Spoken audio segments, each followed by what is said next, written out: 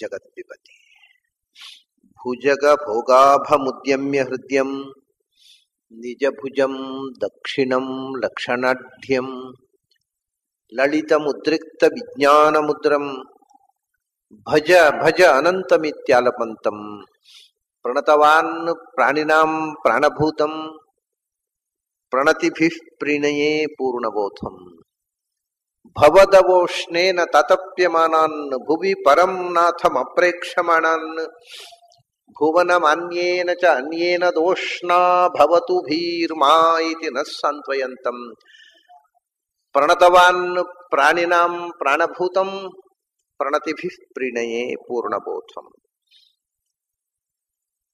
ನಾರಾಯಣಂ ಸುರಗುರುಂ ಜಗದೇಕನಾಥಂ ಭಕ್ತಪ್ರಿಯಂ ಸಕಲ ಲೋಕ ನಮಸ್ಕೃತಂಚ ತ್ರೈಗುಣ್ಯವರ್ಜಿತಮಜಂ ವಿಭುಮದ್ಯಮೀಶಂ ವಂದೇ ಭವಘ್ನಂ ಅಮರಾಸುರ ಸಿದ್ಧವಂದ್ಯಂ ನಾರಾಯಣಂ ನಮಸ್ಕೃತ್ಯ ನರಂಚೈವ ನರೋತ್ತಮಂ ದೇವೀಂ ಸರಸ್ವತೀಂ ವ್ಯಾಸಂ ತತೋ ಜಯಮುದೀರಯೇತ್. ನನ್ನ ಅಧ್ಯಾತ್ಮ ಬಂಧುಗಳೇ, ಕೃಷ್ಣ ಮನುಷ್ಯನ ಮನಸ್ಸಿನ ಪ್ರಪಂಚವನ್ನ ಎಲ್ಲ ತನ್ನ ಹಿಡಿತದಲ್ಲಿದೆ. ನಿನ್ನ ಮನಸ್ಸು ಏನು ಮಾಡ್ಲಿಕ್ಕೂ ಸಮರ್ಥ ಅಲ್ಲ. ಅಹಿಂಸಾ ಸಮತಾ ತುಷ್ಟಿ ತಪಃ ದಾನಂ ಯಶೋ ಯಶಃ. ನಿನ್ನೆ ದಾನದ ಬಗ್ಗೆ ಸ್ವಲ್ಪ ವಿವರ ಕೊಡ್ಲಿಲ್ಲ ನಾನು. ಮುಂದಕ್ಕೆ ಇಡೀ ಶ್ಲೋಕ ಮುಗಿಸುವಂತಹ ಪ್ರೋಸೆಸ್ನಲ್ಲಿ ತಪೋ ದಾನಂ ಒಳ ತಮಾಷೆ ಇದೆ. ಇಲ್ಲಿ ಎಲ್ಲೂ ಹೀಗೆ ಸ್ಪ್ಲಿಟ್ ಮಾಡ್ಲಿಕ್ಕೆ ಬರುವುದಿಲ್ಲ. ಇಲ್ಲಿ ಮಾತ್ರ ಎರಡು ತರ ಸ್ಪ್ಲಿಟ್ ಮಾಡುವ ಹಾಗೆ ಶಬ್ದವನ್ನು ಬಳಸಿದ್ದಾನೆ. ಮುಂದೆ ಯಶೋ ಅಯಶಃ ಹೇಗೆ ಹಾಗೆ ತಪೋ ದಾನಂ ತಪಃ ಅದಾನಂ. ದಾನ ಮತ್ತು ಅದಾನ ಯಾವುದು ದಾನ ಹೌದು, ಏಕೆಂದ್ರೆ ಕೊಡುವುದೆಲ್ಲ ದಾನ ಅಲ್ಲ. ನಾವು ದಾನ ಅಂದ್ರೆ ಕೊಡುವುದು ಅಂತ, ಕೊಡುವುದೆಲ್ಲವೂ ದಾನ ಅಲ್ಲ. ದಾನದಲ್ಲಿಯೂ ಅದಾನ ಇದೆ. ಎರಡು ಅರ್ಥದಲ್ಲಿ ದಾನ ಶಬ್ದವನ್ನು ಸಂಸ್ಕೃತದಲ್ಲಿ ಬಳಸ್ತಾರೆ. ಒಂದು ಕೊಡುವುದು ಅಂತ, ಒಂದು ತುಂಡರಿಸುವುದು ಅಥವಾ ಖಂಡಿಸುವುದು, ನಾಶ ಮಾಡುವುದು ಅನ್ನುವ ಅರ್ಥದಲ್ಲಿ ದಾನ. ದಾನ ಅಂದರೆ ಡಿಸ್ಟ್ರಾಯಿಂಗ್. ಎರಡು ವಿಧದ ದಾನ ಇದೆ. ಒಂದು which destroys our sins and another ದಾನ is that destroys our virtues. ಹಾಗಾಗಿ ಎರಡು ದಿನದ ಡಿಸ್ಟ್ರಾಯಿಂಗ್, ನಾಶ ಮಾಡುವಂತಹದ್ದು. ನಮ್ಮ ಪುಣ್ಯವನ್ನು ನಾಶ ಮಾಡುವ ದಾನಗಳಿವೆ, ನಮ್ಮ ಪಾಪವನ್ನು ನಾಶ ಮಾಡುವ ದಾನಗಳಿವೆ. ಹಾಗೆ ಎರಡು ದಾನ. ಅದು ಒಂದನ್ನು ದಾನ ಅಂತೇವೆ, ಇನ್ನೊಂದನ್ನು ಅದಾನ ಅಂತೇವೆ ಅಥವಾ ದುರ್ದಾನ ಅಂತೇವೆ. ದಾನ ಅಂದರೆ ಅನೇಕ ಉದ್ದೇಶದಿಂದ ನಾವು ದಾನ ಕೊಡ್ತೇವೆ. ಹೆಚ್ಚಾಗಿ ನಾವು ದಾನ ಯಾಕೆ ಕೊಡುವುದು ಗೊತ್ತುಂಟ? ದಾನ ಅನ್ನೋದು ನಮ್ಮಲ್ಲಿ ಇದ್ದದ್ದು, ಇನ್ನೊಬ್ಬರಲ್ಲಿ ಇಲ್ಲದ್ದು, ಅವರಿಗೆ ಅಗತ್ಯವಾದದ್ದು, ಅದನ್ನ ಕೊಡುವುದು.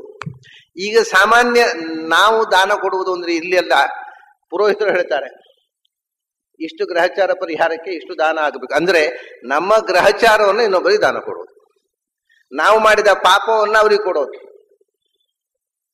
ಇದು ದಾನ ಅಲ್ಲ. ಪ್ರಾಯಶ್ಚಿತ್ತಕ್ಕೋಸ್ಕರ ಕೊಡತಕ್ಕ ದಾನ ಉಂಟಲ್ಲ, ಅಂದ್ರೆ ನಮಗೆ ಬೇಡವಾದ್ದನ್ನು ಅವರಿಗೆ ಕೊಡೋದು. ನಮಗೆ ಬೇಡವಾದ್ದು, ನಮ್ಮ ಗ್ರಹಚಾರ ಉಂಟು, ಸ್ವಾಮಿ ನೀವು ಸ್ವಲ್ಪ ತಗೊಳ್ಳಿ. ಬಂದವರು ಅದಕ್ಕೆ ನೀವು ತಗೊಳ್ಳುವುದಿಲ್ಲ ಅಂತ ತಕ್ಷಣ ಕೊಡ್ತೇವೆ. ಒಟ್ಟಿಗೆ ಹಣದ ಆಸೆಗಾದರೂ ತಗೊಳ್ಳಿ. ನಾವು ಮಾಡಿದ ಪಾಪವನ್ನ, ನಮ್ಮ ಗ್ರಹಚಾರವನ್ನ ದುಡ್ಡು ಸಮೇತ ನಿಮಗೆ ಹಸ್ತಾಂತರ ಮಾಡಿ ನಾನು ಹಾಯಾಗಿ ಬದುಕುವುದು. ಇದಲ್ವಾ ದಾನ ಅಂದ್ರೆ? ವಿಚಾರ ಮಾಡಿ. ಯಾರತ್ತಾದ್ರು ಜ್ಯೋತಿಷ್ಯರ ಹತ್ರ ಕೇಳಿ ಗ್ರಹಚಾರ ಅಂದ್ರೆ ಏನು, ಗ್ರಹಚಾರ ಶಾಂತಿಗೆ ದಾನ ಕೊಡುವುದು ಅಂದ್ರೆ ಏನು.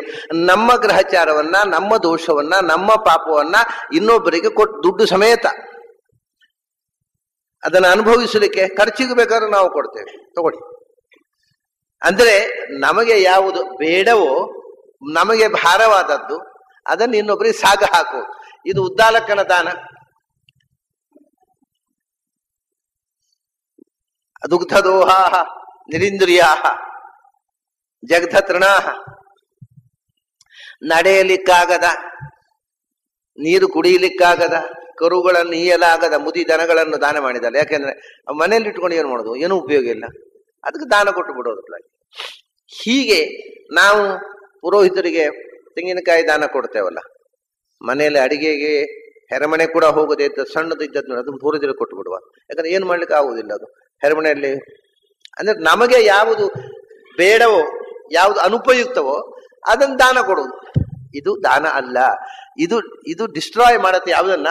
It destroys our virtues. ನಮ್ಮಲ್ಲಿರ್ತಕ್ಕ ಪುಣ್ಯಗಳನ್ನ ನಾಶ ಮಾಡುತ್ತೆ, ಪಾಪನಾಶ ಅಲ್ಲ. ಆದ್ರಿಂದ ಹೇಗೆ ನಾವು ದಾನ ಮಾಡ್ಬೇಕು ಗೊತ್ತಾ?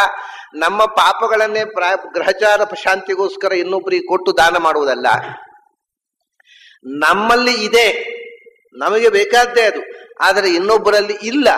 ಅವರಿಗೆ ಅದರ ಅಗತ್ಯ ಇರುವುದನ್ನು ಕಂಡು ನಮ್ಮಲ್ಲಿ ಇದ್ದದ್ದನ್ನ ಇನ್ನೊಬ್ಬರಿಗೆ ಹಂಚಿ ಇನ್ನೊಬ್ಬರ ಕೊರತೆಯನ್ನ ಪರಿಹಾರ ಮಾಡೋದಕ್ಕೋಸ್ಕರ ನಾವು ಮಾಡುವ ಪ್ರಯತ್ನದಿಂದ ನಮ್ಮ ಪಾಪವನ್ನು ಪರಿಹಾರ ಮಾಡಬೇಕು ಹೊರತು ಡೈರೆಕ್ಟ್ ಪಾಪವನ್ನು ದಾನ ಕೊಟ್ಟಲ್ಲ. ಹಾಗಾಗಿ ಯಾರಿಗೆ ಎರಡೂ ಸಂಗತಿ, ಒಂದು ಸಾಮಾನ್ಯವಾಗಿ ಅನ್ನ, ಅಶನ, ವಸನ, ಇದು ಯಾರಿಗೂ ದಾನ ಮಾಡುವುದು, ಇದಕ್ಕೆ ಅಧಿಕಾರಿ ಅಂತಿಲ್ಲ. ಅಶನ ವಸನಕ್ಕೆ ಹಸಿದವರೆಲ್ಲರೂ ಅಧಿಕಾರಿಗಳು. ಅದ್ರ ಯೋಗ್ಯರನ್ನು ನೋಡಿ ಅನ್ನದಾನ ಮಾಡಬೇಕು. ಎಲ್ಲರೂ ಯೋಗ್ಯರೇ, ಹೊಟ್ಟೆ ಇರುವವರೆಲ್ಲ ಯೋಗ್ಯ, ಹಸಿದವರೆಲ್ಲರೂ ಯೋಗ್ಯರು. ಹಸಿದವರಿಗೆ ಎಲ್ಲರಿಗೂ ಅನ್ನದಾನ ಮಾಡಬೇಕು. ಅದರಲ್ಲಿ ಡಿಸ್ಕ್ರಿಮಿನೇಷನ್ ಇಲ್ಲ. ಯಾರಿಗೆ ಉಡ್ಲಿಕ್ಕೆ ಬಟ್ಟೆ ಇಲ್ಲ ಅವರೆಲ್ಲರಿಗೂ ಬಟ್ಟೆ. ಅನ್ನ, ಅಶನ, ವಸನ. ವಸನ ಅಂದ್ರೆ ಎರಡು, ಬಟ್ಟೆ ಮತ್ತು ವಾಸ. ಇರೋದಕ್ಕೆ ತಾಣ, ಉಡುವುದಕ್ಕೆ ಬಟ್ಟೆ, ಉಣ್ಣುವುದಕ್ಕೆ ಅನ್ನ. ಇದನ್ನ ಕೊಡುವುದಕ್ಕೆ ಯಾರಿಗೂ ಡಿಸ್ಕ್ರಿಮಿನೇಷನ್, ಯೋಗ್ಯ ಅಯೋಗ್ಯ ಎಲ್ಲರೂ ಯೋಗ್ಯರು. ಆದರೆ ಮತ್ತೆ ಕೆಲವು ಸಂಗತಿಗಳನ್ನು ಕೊಡಬೇಕಾಗಿದ್ದರೆ ಯಾರಿಗೆ ಯಾವುದು ಅಗತ್ಯ ಯೋಗ್ಯ ಅನ್ನೋದನ್ನು ನೋಡಿ ಕೊಡಬೇಕು. ಈಗ ಉದಾಹರಣೆಗೆ ನಾವು ಬದರಿ ಹೋಗಿರ್ತೇವೆ, ಜೋರು ಚಳಿಗಾಲ, ವಿಪರೀತ ಚಳಿ. ಅವಾಗ ಅಲ್ಲಿ ಬದರಿಗೆ ಹೋಗಿ, ಸ್ವಾಮಿ ನಿಮ್ಗೊಂದು ಫ್ಯಾನ್ ದಾನ ಮಾಡ್ತೇನೆ. ಯಾವ ಕರ್ಮಕ್ಕೆ? ಇವ್ರಿಗೆ ಹೊತ್ಕೊಂಡು ಹೋಗ್ಲಿ ಲಗೇಜ್ ಕಮ್ಮಿ ಆಗುತ್ತೆ, ಅದಕ್ಕೆ ಅವ್ರಿಗೆ ಸಾಗ ಹಾಕೋದು ಫ್ಯಾನು. ಇವ್ರಿಗೆ ಫ್ಯಾನ್ ಯಾಕ್ರಿ, ಬದಿ ಹೋಗಿ ಕಂಬಳಿ ಕೊಡಬೇಕು. ಅದು ಬಿಟ್ಟು ಫ್ಯಾನ್ ದಾನ ಮಾಡೋದು ಉಂಟಲ್ಲ, ಇದು ಅಯೋಗ್ಯವಾದ ದಾನ ಅಂತಾರೆ. ಅದು ಸುಮ್ಮನೆ ಅದು ಅವ್ರಿಗೆ ಉಪದ್ರ, ತಗೊಂಡವ್ರಿಗೆ ಅದು ಉಪಯೋಗ ಇಲ್ಲ. ನಮ್ಮ ಉಪದ್ರವನ್ನ ಅವರಿಗೆ ಸಾಗ ಹಾಕೋದು. ಹಾಗೆ ಮೇ ತಿಂಗಳಲ್ಲಿ ಆಂಧ್ರ ಪ್ರದೇಶದಲ್ಲಿ ಕಂಬಳಿ ದಾನ ಮಾಡೋದು. ಇದೆಲ್ಲ ಏನು ಅಂದ್ರೆ ನಮಗೆ ಸಾಮಾನು ಜಾಸ್ತಿ, ಅದಕ್ಕೆ ಇದಕ್ಕೆ ಹೇಳುವುದು ದಾನ ಅದಾನವಾಗತ್ತೆ. ಮತ್ತೆ ಇನ್ನೊಂದಿದೆ, ಇಲ್ಲಿ ದಾನ ಅಂತ ನಾವು ಯಾವ್ದು ಮಾಡ್ತೇವೆ ಅದು ಅಲ್ಲಿ ಅದಾನವಾಗಿ ಬಿಡುತ್ತೆ. ಯಾವುದನ್ನ ಪ್ರಚಾರಕ್ಕೋಸ್ಕರ, ಪಬ್ಲಿಸಿಟಿಗೋಸ್ಕರ, 4 ಜನ ನಾನು ದಾನಿ ಅಂತ ಹೇಳಬೇಕು ಅನ್ನೋದಕ್ಕೋಸ್ಕರ ನಾನು ಕೊಡ್ತೇನೋ, ಅದು ಇಲ್ಲಿ ಪೇಪರ್ನಲ್ಲಿ ದೊಡ್ಡ ದಾನ ಅಂತ ಬರುತ್ತೆ. ಮಹಾದಾನಿಗಳು ಅವರು, ಅವರಿಗೆ ಅಂತೂ ಶ್ರೇಷ್ಠ ದಾನಿಗಳು ಅಂತ ಪ್ರಶಸ್ತಿ ಪತ್ರವು ಕೊಟ್ಟರು ಕೆಲವು ಮಠಾಧಿಪತಿಗಳು, ಎಲ್ಲ ಬಂದ್ಬಿಡುತ್ತೆ ಪೇಪರ್ನಲ್ಲಿ. ಆದ್ರೆ ಅಲ್ಲಿ ಹೋದಾಗ ಅದು ಲಿಸ್ಟ್ನಲ್ಲೇ, ಚಿತ್ರಗುಪ್ತ ಲಿಸ್ಟ್ನಲ್ಲೇ ಇವನು ಮಾಡಿದ ದಾನಗಳು ಲಿಸ್ಟ್ನಲ್ಲೇ ಇರೋದಿಲ್ಲ. ಯಾಕೆಂದ್ರೆ ಅಯಂತು ಲೋಕೋ ಮೌನಸ್ಯ ಮಾನಸ್ಯ ಅಸೌ ಮೌನಸ್ಯ ಕೀರ್ತಿತ ಅಂತ. ದಾನ ಪ್ರಚಾರಕ್ಕೋಸ್ಕರ ಮಾಡಿದ ದಾನ ದೇವಲೋಕದ ಪುಣ್ಯದ ಲಿಸ್ಟ್ನಲ್ಲಿ ಸೇರುವುದಿಲ್ಲ. ಯಾಕೆಂದ್ರೆ ಯಾಕೆ ಮಾಡಿದ್ದು? ಪ್ರಚಾರಕ್ಕೆ ಸಿಕ್ಕಿ ಆಯ್ತಲ್ಲ, ಅದು ರಿಸಲ್ಟ್ ಬಂದಾಯ್ತು, ಮತ್ತೆ ಪುನಃ ಮತ್ತೆ ಅಲ್ಲಿ ಸೇರಿಸ್ಲಿಕ್ಕೆ ಇಲ್ಲೇ ಇಲ್ಲ. ಯಾರು ಪ್ರಚಾರದ ಆಸೆ ಇಲ್ಲದೆ ನಿಸ್ಪೃಹತೆಯಿಂದ ಕರ್ತವ್ಯ ದೃಷ್ಟಿಯಿಂದ ದಾನ ಮಾಡಿದ್ನೋ ಅದು ಅಲ್ಲಿ ಎಂಟ್ರಿ ಆಗತ್ತೆ. ಇಲ್ಲಿ ಯಾವುದು ದಾನವೋ ಅದು ಅಲ್ಲಿ ದಾನ ಅಲ್ಲ, ಅಲ್ಲಿ ಯಾವುದು ದಾನವೋ ಅದು ಇಲ್ಲಿ ದಾನ ಅಲ್ಲ. ಇಲ್ಲಿ ಪ್ರಚಾರ, ಪಬ್ಲಿಸಿಟಿ, ಪೇಪರ್ನಲ್ಲಿ ಬರಬೇಕು. ಪೇಪರ್ನಲ್ಲಿ ಬಾರದಿದ್ರೆ ಕೊಟ್ಟದೇ ದಂಡ. ನಾನು ಇಷ್ಟು ಕೊಟ್ಟೆ ಸ್ವಾಮಿ, ಒಂದು ಪೇಪರ್ನವ್ರು ಹಾಕಲಿಲ್ಲ. ಇವನು ಬಹಳ ಬೇಜಾರ, ಇಷ್ಟು ಕೊಟ್ಟೆ ಒಂದು ಪೇಪರ್ನವ್ರು ಹಾಕಲೇ ಇಲ್ಲ. ಅದು ಪೇಪರ್ನವ್ರು ಹಾಕ್ಬೇಕಾದ್ರೆ ಯಾರ್ಯಾರಿಗೂ ದಾನ ಕೊಟ್ಟರೆ ಸಾಲದು, ಅವರಿಗೊಂದು ಕಾಕ್ಟೇಲ್ ಪಾರ್ಟಿ ದಾನ ಮಾಡಬೇಕು. ಅವಾಗ ಪೇಪರ್ನವ್ರು ಅವರಿಗೊಂದು ಕಾಕ್ಟೇಲ್ ಪಾರ್ಟಿ ಮಾಡಿ ಅವರಿಗೆ ಒಂದಿಷ್ಟು ಬಾಟಲ್ ದಾನ ಮಾಡಿದ್ರೆ ಕೂಡಲೇ ಆಗ್ತದೆ. ಅದು ಯಾರ್ಯಾರಿಗೆ ಏನೇನು ಮಾಡ್ಬೇಕು ಅದೆಲ್ಲ ಮಾಡ್ತಾರೆ ಪೇಪರ್ನಲ್ಲಿ ಬರ್ಬೇಕಾದ್ರೆ. ಅಲ್ಲಿ ಹಾಗಲ್ಲ, ಇಲ್ಲಿಯ ದಾನ ಅಲ್ಲಿ ಅದಾನ ಆಗ್ಬಿಡುತ್ತೆ.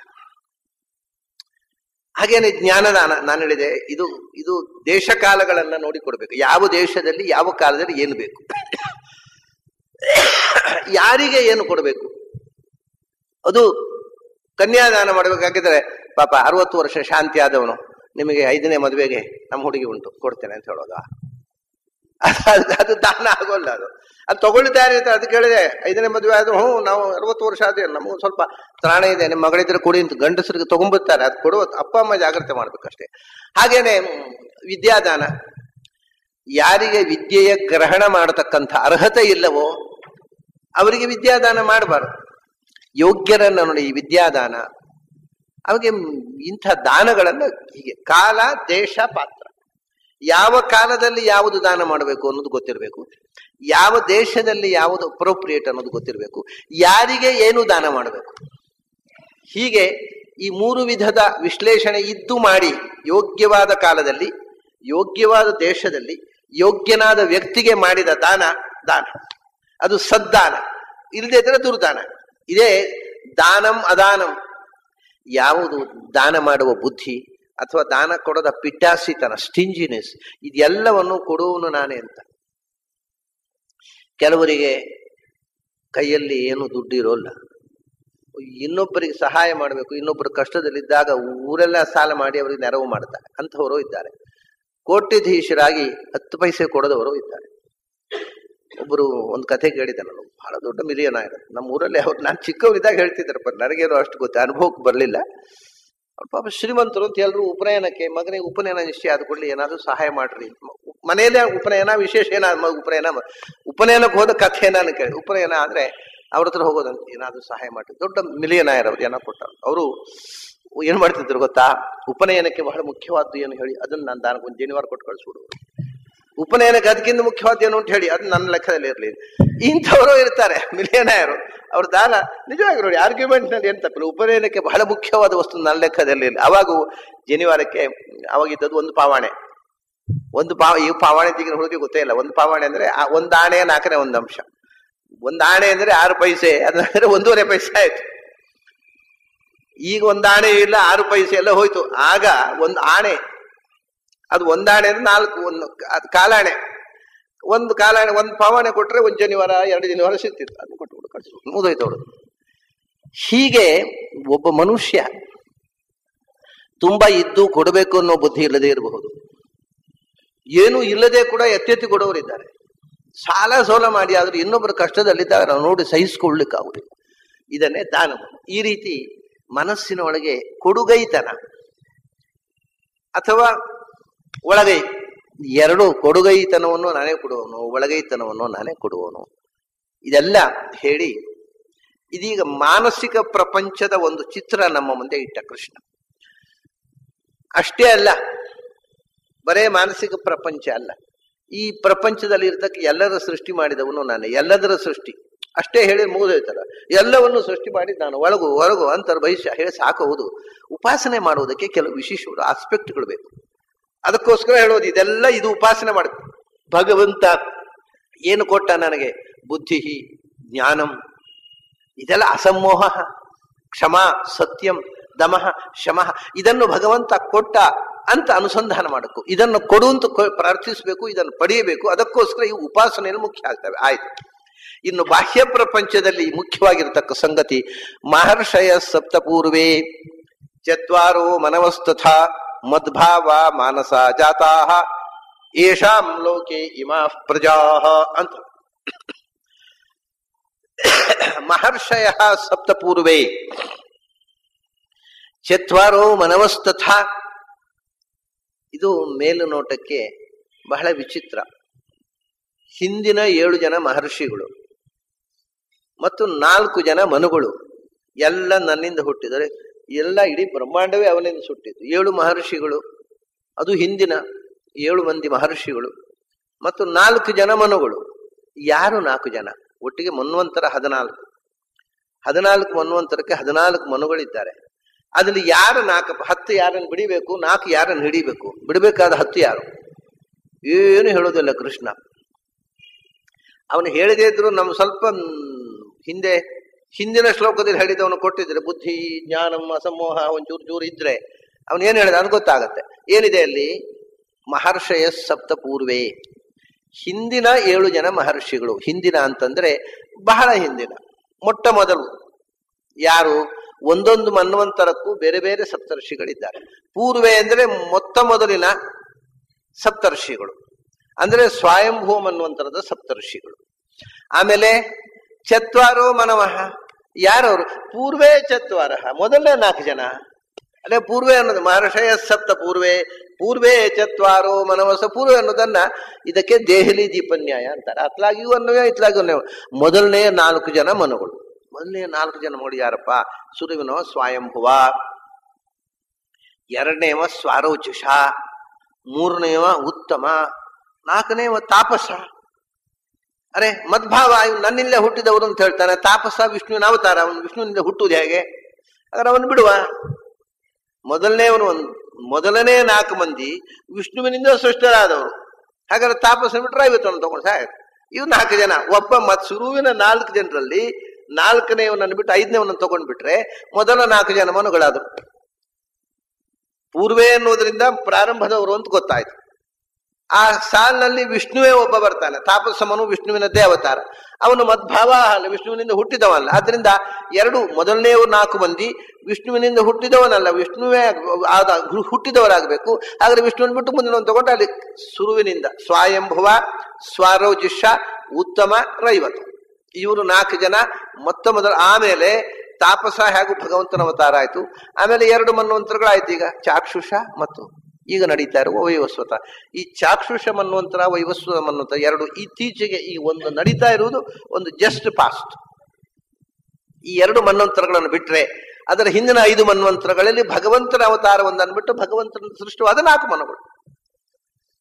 ಕರೆಕ್ಟ್ ಆಯ್ತು. ಈಗ ಮಹರ್ಷಯ ಸಪ್ತಪೂರ್ವೇ. ಈ 7 ಜನ ಮಹರ್ಷಿಗಳು ಯಾರು ಅದನ್ನು ಪುರಾಣಗಳಲ್ಲಿ ಹೇಳಿದ್ದಾರೆ. ಅವರು 2 ವಿಧವಾಗಿ ಸಪ್ತ ಮಹರ್ಷಿಗಳು ಅಂದ್ರೆ, ಪೂರ್ವೆ ಅಂದ್ರೆ ಸ್ವಯಂಭೂ ಮನ್ವಂತರದ ಸಪ್ತರ್ಷಿಗಳು. ಪ್ರತಿಯೊಂದು ಮನ್ವಂತರಕ್ಕೂ ಬೇರೆ ಬೇರೆ ಜನ ಸಪ್ತರ್ಷಿಗಳಿದ್ದಾರೆ. ಸ್ವಯಂಭೂ ಮನ್ವಂತರದ ಸಪ್ತರ್ಷಿಗಳು ಮಾತ್ರ ಆ ಋಷಿ ಮಂಡಲದಲ್ಲೇ ಬಹಳ ಶ್ರೇಷ್ಠರಾದವರು. ತಾರತಮ್ಯ ಕಕ್ಷೆಯಲ್ಲಿ 16ನೇ ಕಕ್ಷೆಯಲ್ಲಿ ಬರ್ತಕ್ಕವರು. ಮತ್ತೆಲ್ಲ ಬಹಳ ಕೆಳಗಿದ್ದಾರೆ. 16ನೇ ಕಕ್ಷೆಯಲ್ಲಿ ಮರೀಚಿ, ಅತ್ರಿ, ಅಂಗಿರಸ್, ಪುಲಸ್ತ್ಯ, ಪುಲಹ, ಕ್ರತು, ವಸಿಷ್ಠ. ಮರೀಚಿರತ್ರಂಗಿರಸೌ ಪುಲಸ್ತ್ಯ ಪುಲಹ ಕ್ರತು ವಸಿಷ್ಠಶ್ಚ ಮಹಾತೇಜ. ಇದು ಈ 7 ಮಂದಿ ಸಪ್ತರ್ಷಿಗಳು ಅಂತ. ಇವರು ದೇವತಾ ತಾರತಮ್ಯದಲ್ಲಿ ಸೇರಿರತಕ್ಕಂಥ 16ನೇ ಕಕ್ಷೆಯಲ್ಲಿ ಬರತಕ್ಕಂಥ ಮಹರ್ಷಿಗಳು. ಇದನ್ನ ಯಾಕೆ ಹೇಳಿ ಸಪ್ತರ್ಷಿಯ ಅಂತ ಹೇಳಿದ್ರಲ್ಲ, ಸಪ್ತಪೂರ್ವ. ಇವರು ನಿಜವಾಗಿ ಋಷಿಗಣಗಳಲ್ಲಿ ಬಹಳ ಶ್ರೇಷ್ಠರಾದವರು. ಇನ್ನೊಬ್ಬ ಈಗ ಇದಕ್ಕೆ ಸಮಾನನಾಗಿರ್ತಕ್ಕ ಇನ್ನೊಬ್ಬ ಋಷಿ ಅಂದ್ರೆ ತಪಸ್ಸು ಮಾಡಿ ಈ ಎತ್ತರಕ್ಕೇರಿದ ವಿಶ್ವಾಮಿತ್ರ. ಇನ್ನು ಇವರಕ್ಕಿಂತ ಎತ್ತರದಲ್ಲಿ ಇರತಕ್ಕಂಥ ಋಷಿಗಳು ಅಂದ್ರೆ ಇಬ್ಬರೇ. ಒಂದು ಭೃಗು, ಇನ್ನೊಂದು ಸನತ್ ಕುಮಾರ. ನಾರದ ಬಿಡಿ, ಅವನು ದೇವತೆಗಳ ಕೋಟಿ. ಋಷಿಗಳಲ್ಲಿ ಸನತ್ ಕುಮಾರ ಮತ್ತು ಭೃಗು, ಇವ್ರು ಬಿಟ್ರೆ ಇನ್ಯಾರು ಇವರಿಗಿಂತ ಎತ್ತರದ ದೇವತೆಗಳಿಲ್ಲ, ಋಷಿಗಳಿಲ್ಲ. ಹಾಗಾಗಿ ಋಷಿಗಣದಲ್ಲೇ ಬಹಳ ಎತ್ತರದವರು. ಸ್ವಯಂಭೂವ ಮನ್ವಂತರದ 7 ಮಂದಿ ಋಷಿಗಳು. ಇವರು ಬರೇ ಸಪ್ತರ್ಷಿಗಳು ಅನ್ನೋದ್ರಿಂದ ಇವರ ವೈಶಿಷ್ಟ್ಯ ಅಲ್ಲ. ಯಾಕೆಂದ್ರೆ ಅದಕ್ಕೆ ಸಪ್ತಪೂರ್ವೆ ಅಂದ್ರೆ ಇದಕ್ಕೆ ಬೇರೆ ಹೆಸರು ಕೊಟ್ಟಿದ್ದಾರೆ. ಮೋಕ್ಷ ಧರ್ಮದಲ್ಲಿ ಈಗ ಇದೇ ಮಾತಿರ್ತಕ್ಕ 2 ಪುರಾಣ ವಚನಗಳಿವೆ. ಒಂದು ಪುರಾಣದಲ್ಲಿ ಹೀಗೆ ಹೇಳುತ್ತೆ, ಮರೀಚಿರತ್ರಂಗಿರಸೌ ಪುಲಸ್ತ್ಯ ಪುಲಃ ಕ್ರತು ವಸಿಷ್ಠಶ್ಚ ಮಹಾತೇಜಾ ಪೂರ್ವೇ ಸಪ್ತರ್ಷಯ ಸ್ಮೃತಃ. ಇದು ಪುರಾಣದ ವಚನ. ಇವರು 7 ಜನ ಪೂರ್ವೇ ಸಪ್ತರ್ಷಯ, ಮಹರ್ಷಯ ಸಪ್ತಪೂರ್ವೆ. ಇಲ್ಲಿ ಬಂದ ಹಾಗೆ ಬಂತು.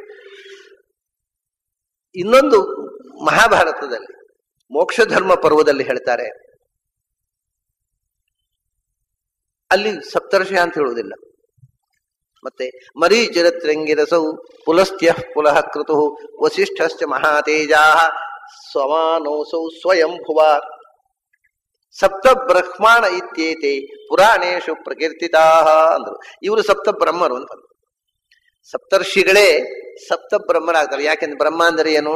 ಸೃಷ್ಟಿಯ ಆದಿಯಲ್ಲಿ ಜಗತ್ ಸೃಷ್ಟಿಗೆ ಹೇತುಭೂತರಾದವರು, ಚತುರ್ಮುಖನಿಗೆ, ಸೃಷ್ಟಿ ಕಾರಣನಾದ ಚತುರ್ಮುಖನಿಗೆ ಸಹಾಯಕರಾದವರು ಇವರು 7 ಜನ. ಮತ್ತೆ ಇನ್ನಿಬ್ಬರಿದ್ದಾರೆ ನವಬ್ರಹ್ಮರು ಅಂತ.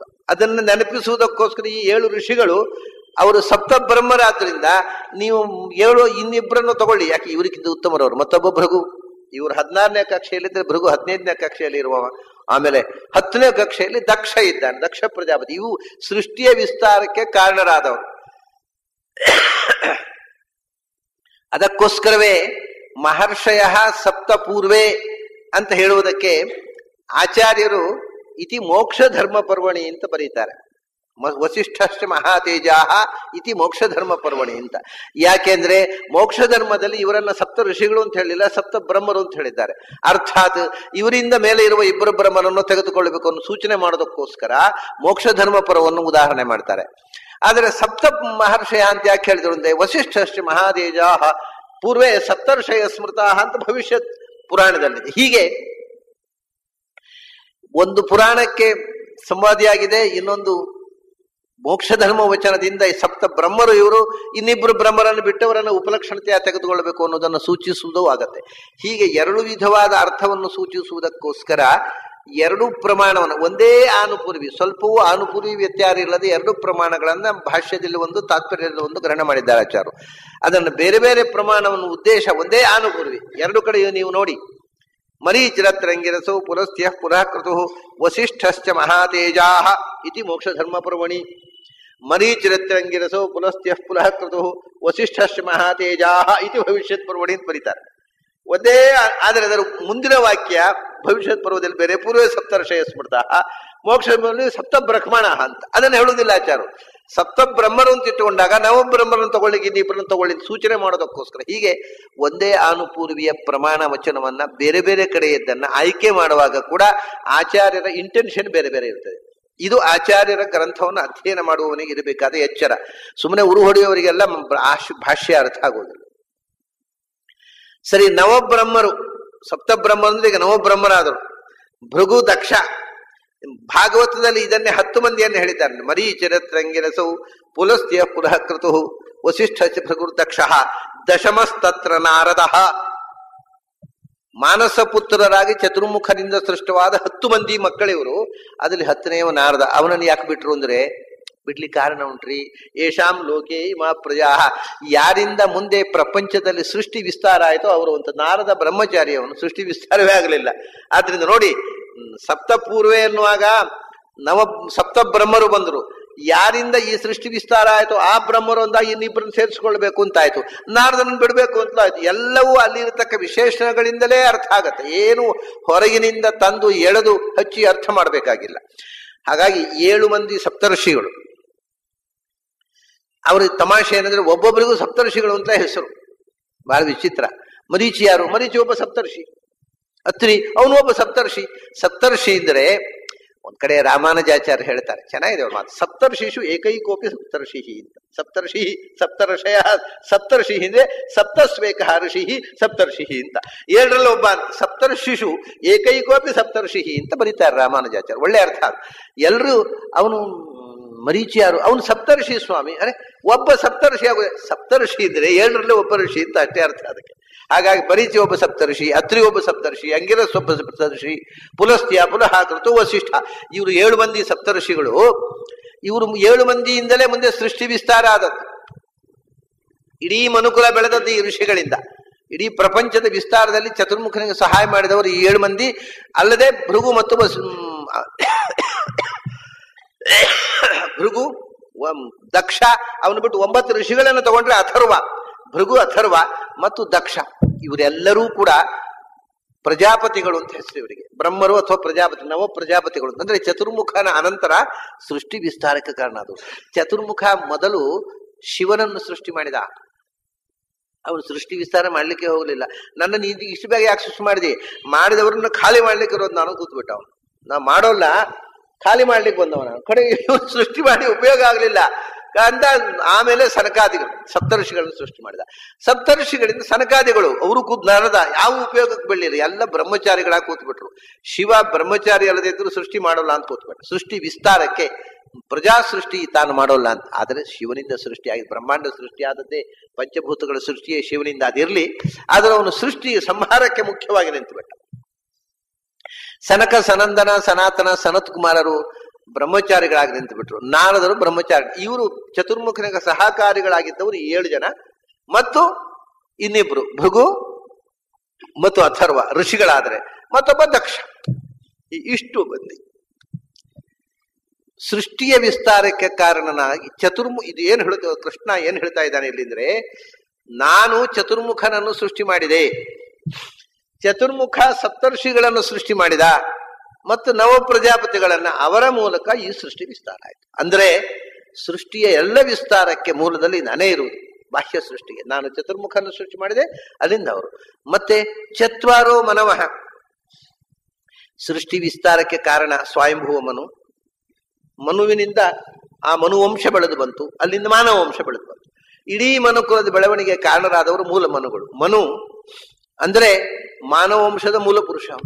ಪ್ರತಿಯೊಂದು ಮನ್ವಂತರದ ಮೂಲ ಪುರುಷರು. ಹೀಗೆ ಮೊದಲ 4 ಜನ ಮನುಗಳಿಂದ ತಾನೇ ಅನಂತರದ ಮನುವಂಶ ಬೆಣ್ಣಂತರ ಬೆಳೆದು ಬರುವುದು. ಚತ್ವಾರೋ ಮನವಃ, ಮೊದಲನೆಯ 4 ಮನ್ವಂತರಗಳ ಅಧಿಪತಿಗಳು ಮತ್ತು 7 ಸಪ್ತರ್ಷಿಗಳು.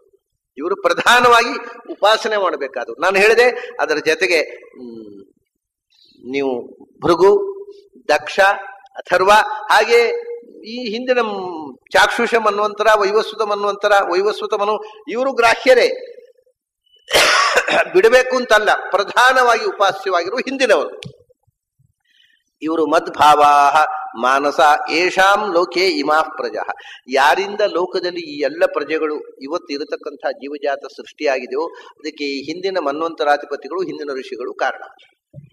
ಇಮಾ ಪ್ರಜಾ ಏಷಾಂ, ಇವರು ಹುಟ್ಟಿದ್ದೆ ಹಾಗೆ ಮಾನಸ ಜಾತ. ಅವ್ರು ಹುಟ್ಟಿದ್ದು ಬ್ರಹ್ಮದೇವರ ಮಾನಸ ಪುತ್ರರು. ಅಂದ್ರೆ ಅಯ್ಯೋ ಏ ಮಾನಸ ಜಾತಾಹ ತೇ ಮದ್ಭಾವಾಹ ಅಂದ.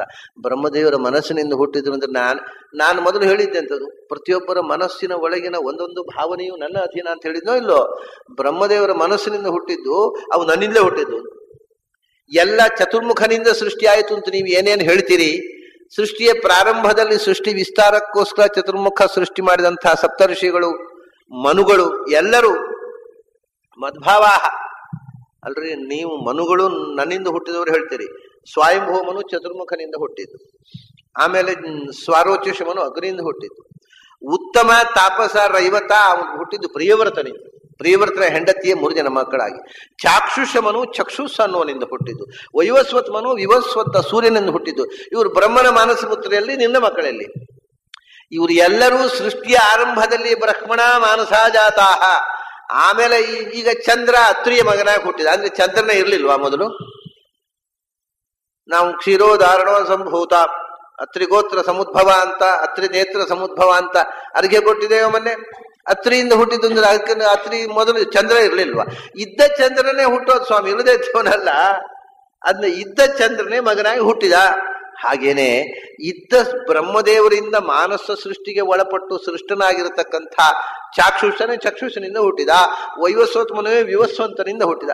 ಮತ್ತೆ ಪುನಃ ಇತರ ದೇವತೆಗಳಿಂದ ಅವರಿಗೆ ಪುನಃ ಸೃಷ್ಟಿ. ಮೂಲತಃ ಚತುರ್ಮುಖನಿಂದ ಸೃಷ್ಟಿ. ಅದೂ ತಪ್ಪು. ಇಷ್ಟು ವಿಷಯ ನಮಗೆ ಪುರಾಣಗಳು ತಿಳಿದು. ಒಂದೇನು, ಆಯಾ ಮಾತಾ ಪಿತೃಗಳಿಂದ ಹುಟ್ಟುವ ಮುಂಚೆ ಅವರು ಸೃಷ್ಟಿಯ ಆರಂಭದಲ್ಲಿ ಚತುರ್ಮುಖನಿಂದ ಸೃಷ್ಟರಾಗಿದ್ದಾರೆ ಅಲ್ವಾ? ಅದೂ ತಪ್ಪು ಅಂತ ಕೃಷ್ಣ. ಮತ್ತೆ ಮದ್ಭಾವ ಚತುರ್ಮುಖ ಸೃಷ್ಟಿ ಮಾಡಿದ್ದು ಕೂಡ ಚತುರ್ಮುಖನ ಒಳಗೆ ನಾನಿದ್ದು ಅವರನ್ನು ಸೃಷ್ಟಿ ಮಾಡಿದ್ದು.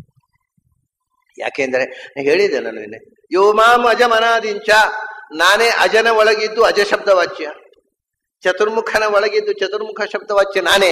ಅದರಿಂದ ಚತುರ್ಮುಖನಿಂದ ಯಾರಾದ್ರೂ ಸೃಷ್ಟಿ ಆದ್ರು ಅಂದ್ರೆ ಅವನೊಳಗಿದ್ದು ನಾನೇ ಸೃಷ್ಟಿ ಮಾಡಿದ್ದೆ. ಮದ್ಭಾವಾಹ, ನನ್ನಿಂದ ಅವರ ಇರವು ಅರಿವು ಎಲ್ಲ. ಹೀಗೆ ಒಂದು ಮುಖ ಇದೆ.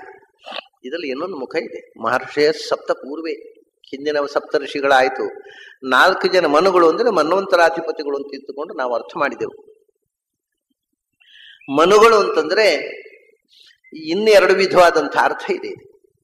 ಒಂದು ಮನುಗಳು ಅಂದ್ರೆ ಮನುಶಬ್ದ ವಾಚ್ಯರಾದ ದೇವತೆಗಳು. ದೇವತೆಗಳಿಗೆ ಮನುಗಳು ಅಂತ ಹೆಸರು. ಯಾಕೆಂದ್ರೆ ಮನಮೋ ಬೋಧ ವೈಶೇಷ್ಯಾತ್ ದೇವಾ ಏವ ಪ್ರಕೀರ್ತಿತ. ಸಂಸ್ಕೃತದಲ್ಲಿ ಮನು ಅಂದ್ರೆ ಜ್ಞಾನ ಅಂತ ಅರ್ಥ.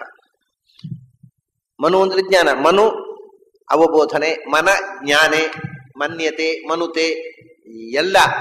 ಆ ಮನಧಾತು, ಮನುಧಾತು, ಮನಾಧಾತು, ಆ ಮನಂತಿ ಇದೆಲ್ಲವೂ ಜ್ಞಾನವಾಚಕ. ಅದರಿಂದ ಮನುಗಳು ಅಂದ್ರೆ ಜ್ಞಾನಿಗಳು ಅಂತ ಅರ್ಥ. ತಮಾಷೆ ಏನಂದ್ರೆ ಮನುಗಳು ಅಂದ್ರೆ ದೇವತೆಗಳು ಅಂತ ಹೇಳಿದೆ ಅಲ್ವಾ? ದೇವತೆಗಳು ಮನುಗಳು ಅಂತ ಹೇಳುದು ಸೇಫ್. ದೇವತೆಗಳು ಅನ್ನೋದಕ್ಕೆ ಒಂದು ಕೆಟ್ಟ ಅರ್ಥ ಇದೆ. ಏನು ಅಂದ್ರೆ ಅಸುರರು ಅಂತ. ದೇವತೆಗಳು ಅಂದ್ರೆ ಪೂರ್ವ ದೇವಾ ಸುರದ್ವಿಷಃ, ದೇವತೆಗಳನ್ನ ದ್ವೇಷಿಸುವವರಿಗೂ ದೇವತೆಗಳು ಅಂತ ಹೆಸರು. ಅವರು ದೇವತೆಗಳು ಮೊದಲು ಪೂರ್ವದೇವ ಅಂತ, ಅವರು ದೇವತೆಗಳು. ಯಾಕೆಂದ್ರೆ ದೇವ ಶಬ್ದಕ್ಕೆ ಅರ್ಥ ಏನು ಗೊತ್ತುಂಟ? ಅಸುರ ಅಂತ ಅರ್ಥ. ದಿವು ಕ್ರೀಡಾಯಾಮ್ ಅಸುಷು ರವಂತೇತಿ ಅಸುರಾಹ ಅಸುಷು ದಿವ್ಯಂತೀತಿ ದೇವ. ಇಂದ್ರಿಯಗಳಲ್ಲೇ ಮಜಾ ಮಾಡುವವರು ಅಂತ. ಅದರ ಅತೀತವಾಗಿರ್ತಕ್ಕಂಥ ಹೃಷಿಕೇಶನ ಎಚ್ಚರ ಇಲ್ಲ, ಹೃಷಿಕಗಳಲ್ಲೇ ರಮಿಸುವವರು ದೇವತೆಗಳು ಅಂತ. ಹಾಗಾಗಿ ಭಗವಂತನಲ್ಲಿ ರಮಿಸುವವರು ದೇವತೆಗಳು, ಅವರಿಗೆ ಅರ್ಥ. ಆದರೆ ಇಲ್ಲಿ ಏನು, ದಿವು ಕ್ರೀಡಾಯಾಮ್ ಬರೇ ಇಂದ್ರಿಯಗಳ ವಿಹಾರದಲ್ಲೇ ಬದುಕುವವರು ದೇವತೆಗಳು ಅನ್ನುವ ಅರ್ಥದಲ್ಲಿ ದೇವತೆಗಳು ಅಂದ್ರೆ ದೀನರು, ದೀನತ್ವಾತ್ ದೇವನಾಮಾನಃ, ಅವರಿಗೆ ಅದಕ್ಕಿಂತ ಎತ್ತರಕ್ಕೆ ಇರುವುದಿಲ್ಲ. ಆ ರೀತಿಯ ನಿಕೃಷ್ಟ ಸ್ಥಿತಿಯಲ್ಲಿ ಇರತಕ್ಕಂಥ ಅಸುರರಿಗೂ ದೇವತೆಗಳು ಅಂತ ಹೆಸರಿದೆ. ಹಾಗಾಗಿ ಸರ್ವೇಭ್ಯೋ ದೇವೇಭ್ಯ ಸ್ವಾಹ ಅಂತ ನಾವು ಆಹುತಿ ಕೊಡುವಾಗ ಇಬ್ಬರು ಕೂತಿರ್ತಾರೆ. ಆ ಕಡೆಯಿಂದ ದೇವತೆಗಳು, ಈ ಕಡೆಯಿಂದ ಅಸುರರು. ಇದು ನಮಗೆ, ಇದು ನಮಗೆ ಅಂತ ಇಬ್ಬರಿಗೂ ಶಬ್ದ ಒಂದೇ ನೋಡಿ.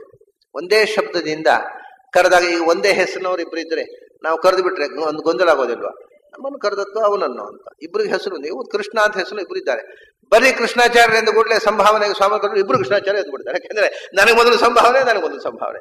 ಈಗ ಕೃಷ್ಣಾಚಾರ್ಯ ಇಬ್ರು ಇರುವಾಗ ಕೃಷ್ಣಾಚಾರ್ಯ ಬರೀ ಅಂತ ಹೇಳಿದ್ರೆ ಆಗೋದಿಲ್ಲ. ಅದಕ್ಕೆ ಏನಾದ್ರು ಸಂಭಾವನೆ, ಅದಕ್ಕೊಂದು ವಿಷಯ ಆಬ್ಜೆಕ್ಟಿವ್ ಹಾಕಬೇಕು. ಅದಕ್ಕೆ ಮನವೋ ದೇವಾಹ ಅಂತ ಹೇಳ್ಬೇಕು. ಅನುಸಂಧಾನ ಜ್ಞಾನಸ್ವರೂಪರಾದ ಭಗವದ್ಭಕ್ತರಾದ ಭಗವತ್ ಪರಿವಾರ ಭೂತರಾದ ದೇವತೆಗಳಿಗೆ. ಇದು ಯಾಕೆ ಅಂದರೆ ಭಗವಂತನ ಪರಿವಾರ ಭೂತರಾದವರು ಅನ್ನುವ ಅನುಸಂಧಾನ ಇಲ್ಲದೆ ಸ್ವತಂತ್ರವಾಗಿ ಸರ್ವೇಭ್ಯೋ ದೇವೇಭ್ಯ ಸ್ವಾಹ ಅಂತ ಹೇಳಿದರೆ ಭಗವಂತನ ಪರಿವಾರ ಅಲ್ಲದೆ ಇರತಕ್ಕ ಅಸುರರು ಬಂದು ತಗೋತಾರೆ ಅದನ್ನು ಅಷ್ಟೇ. ಯಾಕೆ ಅಂತರ್ಯಾಮಿ ಕಲ್ಪನೆ ಬೇಕು ಅಂದ್ರೆ ಒಂದೇ ಹೆಸರಿನವರು ಇಬ್ರು ಕೃಷ್ಣಾಚಾರ್ಯರು, ಸಂಭಾವನೆಗೆ ಆ ಕೃಷ್ಣಾಚಾರ್ಯ ಬರಬೇಕು, ಈ ಕೃಷ್ಣ ಯಾರು ನೀವು ಅದಕ್ಕೆ ಅವರನ್ನ ಬೈಫರ್ಗೇಟ್ ಮಾಡಬೇಕು. ಈ ಕೃಷ್ಣಾಚಾರ್ಯರು ಸುಧಾಮಂಗಳ ಆದವರು, ಅವರಿಗೆ ಚಂದ್ರಿಕಾ ಮಂಗಳ ಮಾತ್ರ ಆದ, ಹಾಗೆ ಸುಧಾಮಂಗಳ ಆದ ಕೃಷ್ಣಾಚಾರ್ಯ ಪೂರ್ವ ಅಂತ ಹೇಳ್ಬೇಕು ಹಾಗೆ, ಅಥವಾ ಒಂದು ಊರು ಹೇಳ್ಬೇಕು ಹಾಗೆ. ಭಗವತ್ ಪರಿವಾರ ಭೂತರಾದ ದೇವತೆಗಳಿಗೆ ಅಂತ ಅನುಸಂಧಾನ ಇದ್ದರೆ ದೇವತೆಗಳು ಸ್ವೀಕಾರ ಮಾಡ್ತಾರೆ, ಇಲ್ಲದ್ರೆ ದೈತ್ಯರು ಸ್ವೀಕಾರ ಮಾಡ್ತಾರೆ. ಮಂತ್ರ ಒಂದೇ. ಅದಕ್ಕೆ ಪ್ರಾಚೀನ ಗ್ರಂಥಗಳಲ್ಲಿ ಅಂದ್ರೆ ನಮ್ಮ ಬಹಳ ಹಿಂದಿನ ಯುಗಾಂತರದ ಉಪಾಸನೆಗಳಲ್ಲಿ ದೇವತೆಗಳನ್ನ ಮನುಗಳು ಅಂತ ಕರೆದು, ಮನುಗಳು ಜ್ಞಾನಸ್ವರೂಪರಾದ ದೇವತೆಗಳು ಅಂತ ಅರ್ಥ. ಅದು ದೈತ್ಯರು ಬರೋದಿಲ್ಲ, ಈಗ ಅದು ಸೇಫು. ಆದರೆ ಹಾಗೆ ಹೇಳುವಾಗ ಮತ್ತೊಂದು ಅಪಾಯ ಇದೆ. ಸರ್ವೇಭ್ಯೋ ಮನುಭ್ಯಸ್ವ ಅಂತ ಹೇಳಿದ್ರೆ ಬರೀ ಮನ್ವೋತ್ತರಾಧಿಪತಿಗಳು ಬಂದ್ಬಿಡ್ತಾರೆ. ಅದಕ್ಕೆ ಅನುಸಂಧಾನ ಜ್ಞಾನಸ್ವರೂಪರಾದ ಭಗವತ್ ಪರಿವಾರ ಭೂತರಾದ ದೇವತೆಗಳು ಅಂತ ಅನುಸಂಧಾನ ಮಾಡಿಬಿಟ್ರೆ ದೇವತೆಗಳು. ಪರಿವಾರ ಕಲ್ಪನೆ ಇಲ್ಲದೆ ಸ್ವತಂತ್ರವಾಗಿ ದೇವತೆ ಇಂದ್ರಾಯ ಸ್ವ, ಅಗ್ನೇ ಸ್ವ, ವಾಯುವೇ ಸ್ವ, ತಮಾಷೆ ಅದೇ ಹೆಸರಿನ ಅಸುರ ಶಕ್ತಿಗಳಿವೆ. ಇಂದ್ರ ಅನ್ನೋ ಹೆಸರಿನ ಅಸುರ ಶಕ್ತಿ ಇದೆ, ಅಗ್ನಿ ಅನ್ನೋ ಹೆಸರಿನ ವಾಯು, ಎಲ್ಲ ಸೇಮ್ ಅದೇ ಹೆಸರಿನ ಅಸುರ ಶಕ್ತಿಗಳಿವೆ. ಆಯಾ ಅಸುರ ಶಕ್ತಿಗಳು ಬಂದು ಅದನ್ನು ಸ್ವೀಕಾರ ಮಾಡ್ತಾರೆ. ಆದ್ದರಿಂದ ಇಲ್ಲಿ ಮನು ಅನ್ನೋ ಶಬ್ದವನ್ನು ಬಳಸಿದ್ದೇನು ಅಂದರೆ ಭಗವಂತನ ಜ್ಞಾನವನ್ನು ಪಡೆದು ಭಗವಂತನ ಪರಿವಾರಭೂತರಾದ ದೇವತೆಗಳು. ಅವರು ಎಷ್ಟು ಮಂದಿ? 4 ಮಂದಿ. ಅದು ಹೇಗ್ರಿ? ದೇವತೆಗಳು 4, ಶಾಸ್ತ್ರದಲ್ಲಿ 9 ಕೋಟಿ ಹೇಳಿದ್ದಾರೆ. ಮತ್ ನಮ್ಮ ಜನರ ಬಾಯಲ್ಲಿ 9 ಹೋಗಿ 33 ಕೋಟಿ ಆಗಿಬಿಟ್ಟಿದ್ದಾರೆ. ನೀವು ಇನ್ನೂ 4ರಲ್ಲೇ ಇದ್ದೀರಲ್ಲ. 4 ದೇವತೆಗಳಿರುವುದು. ಯಾಕೆ ಅಂದರೆ ದೇವತೆಗಳು ಇರುವುದು ಯಾಕೆ? ನಮ್ಮನ್ನ ನಿಯಮನ ಮಾಡುತ್ತಲ್ವಾ, ನಮ್ಮ ತತ್ವಾಭಿಮಾನಿಗಳನ್ನು. ತತ್ವಾಭಿಮಾನಿ ದೇವತೆಗಳು 4 ಥರ. 4 ಥರ ಅಲ್ಲ, 4 ಜನ ಅಲ್ಲ, 4 ಥರ. ಈಗ ಪದಾರ್ಥಗಳು ಎಷ್ಟು? 7 ಪದಾರ್ಥ. 7 ಇರುವುದಾ ಅಂದ್ರೆ ಅರೆ 7 ಥರ ಇರು ಅಲ್ವಾ? ದೇವತೆಗಳು 4 ಥರ. ಎಲ್ಲ 9 ಕೋಟಿ ದೇವತೆಗಳನ್ನು ತಗೊಂಡ್ರು ಒಟ್ಟಿಗೆ 4 ಥರ. ಅದ್ರಲ್ಲಿ ನಮಗೆ 9 ಕೋಟಿಯಲ್ಲಿ ಬೇಡ, ತತ್ವಾಭಿಮಾನಿ ದೇವತೆಗಳು. ಅವರ ಬೆರಳೆಣಿಕೆ ಎಷ್ಟು? ಒಂದು 106 ಜನ ಇದ್ದಾರೆ. ಅವರೆಲ್ಲರೂ 4 ಗ್ರೂಪ್ನಲ್ಲಿ ಸೇರ್ತಾರೆ. ಯಾರು? ಅವ್ರಿಗೆ ಏನ್ ಕೆಲಸ? ನಮ್ಮನ್ನು ನಿಯಮನ ಮಾಡೋದಲ್ವಾ. ಮನುಷ್ಯ ಸ್ವಭಾವ ಹಿಂದೆ ಬಂತು. ಎಲ್ಲ ಮದ್ಭಾವ ಮಾನಸಾಜಾತಾ, ಮನುಷ್ಯನ ಜೀವಜಾತದ ಸ್ವಭಾವವನ್ನು ನಿಯಂತ್ರಣ ಮಾಡೋ ದೇವತೆಗಳು ಒಳ ಕೂತು. ಅವರು ಇನ್ನೇನು ಮಾಡುವುದಿಲ್ಲ, ಮನುಷ್ಯನ ಸ್ವಭಾವ ತಕ್ಕಂತೆ ಅವರನ್ನು ಪ್ರೇರಣೆ ಮಾಡ್ತಾರೆ. ಹಾಗಾಗಿ ಮನುಷ್ಯ ಸ್ವಭಾವ 4 ತರ. ಏನು? ಬ್ರಾಹ್ಮಣಿಕ್ ನೇಚರ್, ಹೀರೋಯಿಕ್ ನೇಚರ್ ಅಥವಾ ಪ್ರೊಡಕ್ಟಿವ್ ನೇಚರ್, ಸರ್ವಿಸ್ ನೇಚರ್ ಅಂತ. ಅಂದರೆ ಒಂದು ತುಂಬಾ ಅಧ್ಯಯನ ಮಾಡಿ ಸಂಶೋಧನೆ, ರಿಸರ್ಚ್, ವಿಜ್ಞಾನ, ಆಳವಾದ ಅಧ್ಯಯನ ಮಾಡತಕ್ಕಂಥ, ಬೌದ್ಧಿಕವಾದ ಚಿಂತನೆ ಮಾಡತಕ್ಕ ಸ್ವಭಾವದವರು, ಅವರನ್ನ ಪ್ರೇರಣೆ ಮಾಡತಕ್ಕಂಥದ್ದು ಒಂದು ದೇವತಾ ವ್ರತ. ಹಾಗೆ ಹೀರೋಯಿಕ್ ನೇಚರ್, ಹೋರಾಟ ಮಾಡತಕ್ಕಂಥ ಸ್ವಭಾವ ಕೆಲವರಿಗೆ, ಅದರಲ್ಲಿ ಆಸಕ್ತಿ, ಅದನ್ನ ಕ್ಷತ್ರಿಯ ಸ್ವಭಾವ ಅಂದರು. ಅದನ್ನು ನಿಯಂತ್ರಣ ಮಾಡತಕ್ಕ ದೇವತೆಗಳು. ಪ್ರೊಡಕ್ಟಿವ್ ನೇಚರ್, ಉತ್ಪಾದನೆ, ದೇಶದ ಅಭಿವೃದ್ಧಿಗೋಸ್ಕರ ಪ್ರೊಡಕ್ಷನ್ ನಲ್ಲಿ ಆಸಕ್ತಿ ಇರುವವರು, ಅವರನ್ನು ನಿಯಂತ್ರಣ ಮಾಡತಕ್ಕ ದೇವತೆಗಳು. ಆಮೇಲೆ ಸರ್ವಿಸ್ ನೇಚರ್, ಇನ್ನೊಬ್ಬರು ಏನು ಮಾಡಿದ್ರೆ ಅವರಿಗೆ ಹೆಲ್ಪ್ ಮಾಡೋದು, ತಾವು ಸ್ವತಂತ್ರವಾಗಿ ಮಾಡದೆ ಅದನ್ನ ಶೂದ್ರ ಸ್ವಭಾವ. ಹೀಗೆ ಬ್ರಾಹ್ಮಣ ಸ್ವಭಾವ, ಕ್ಷತ್ರಿಯ ಸ್ವಭಾವ, ವೈಶ್ಯ ಸ್ವಭಾವ, ಶೂದ್ರ ಸ್ವಭಾವ ಅಂತ 4 ಸ್ವಭಾವದ ಜೀವರು ಪ್ರಪಂಚದಲ್ಲಿ ಎಲ್ಲ ಕಡೆ ಇದ್ದಾರೆ.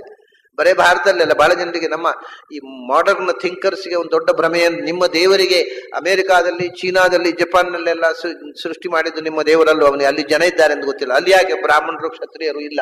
ಇಂಡಿಯಾದಲ್ಲಿ ಅಲ್ಲಿಯೂ ಇದ್ದಾರೆ. ಇದು ಹೇಳಿದ ಹೆಸರ ಪ್ರಶ್ನೆ, ಅವರಿಗೆ ನಾಮಕರಣ ಮಾಡಿದ್ದಲ್ಲ ಅದು. It is A classification of human nature. ಈ 4 ಸ್ವಭಾವದವರು ಅಲ್ಲಿಲ್ವಾ? ಬರೇ ಓದುವುದು, ಸಂಶೋಧನೆ ಮಾಡುವುದು, ಸ್ಕಾಲರ್ಶಿಪ್ನವರಿಲ್ವಾ? ಅಡ್ಮಿನಿಸ್ಟ್ರೇಷನ್ ಮಾಡುವವರಿಲ್ವಾ? ಪ್ರೊಡಕ್ಷನ್ ನಲ್ಲಿ ಆಸಕ್ತಿ ಇಲ್ವಾ? ಸರ್ವಿಸ್ ನಲ್ಲಿ ಈ 4 ಸ್ವಭಾವದ ಜನ ಪ್ರಪಂಚದಲ್ಲಿ ಮನುಷ್ಯ ಯಾವ ಯಾವ ಖಂಡಾಂತರಗಳಲ್ಲಿದ್ದಾನೆ ಅಲ್ಲೆಲ್ಲ, ಯಾವ ಯಾವ ಕಾಲದಲ್ಲಿದ್ದಾರೆ ಅಲ್ಲೆಲ್ಲ ಇದ್ದಾರೆ. ಸ್ವಲ್ಪ ಕಾಮನ್ ಸೆನ್ಸ್ ಇದ್ದವರಿಗೆ ಚಾತುರ್ವರ್ಣ್ಯ ಅನ್ನೋದು ಎಷ್ಟು ಸೈಂಟಿಫಿಕ್ ವಿಶ್ಲೇಷಣೆ ಎಂದು ಗೊತ್ತಾಗತ್ತೆ. ಇದು ಗೊತ್ತಿಲ್ಲದೆ ಇದ್ದವರು ಮಾತಾಡಬಾರ್ದು ಅಷ್ಟೇ, ಸುಮ್ಮನೆ ಆದ್ರೂ ಕೂಡಬೇಕು. ಒಂದು ಇದೇನಾಗಿದೆ ಇವತ್ತು ಎಲ್ಲರೂ ಮಾತಾಡೋದು ಎಲ್ಲದ್ರ ಬಗ್ಗೆ, ತಿಳುವಳಿಕೆಯೇ ಇಲ್ಲದ ಪೆದ್ದರು ಕೂಡ ಕ್ರಿಟಿಸೈಸ್ ಮಾಡೋದೆ ವೇದಾಂತವನ್ನು. It's a most scientific classification of human nature. ಪ್ರಪಂಚದಲ್ಲಿ ಯಾವ ವಿದ್ವಾಂಸರು ಮಾಡಿಲ್ಲ, ಭಾರತೀಯ ವಿದ್ವಾಂಸರು ಮಾಡಿದರು. ಅದು ಡಿಸ್ಕ್ವಾಲಿಫಿಕೇಶನ್.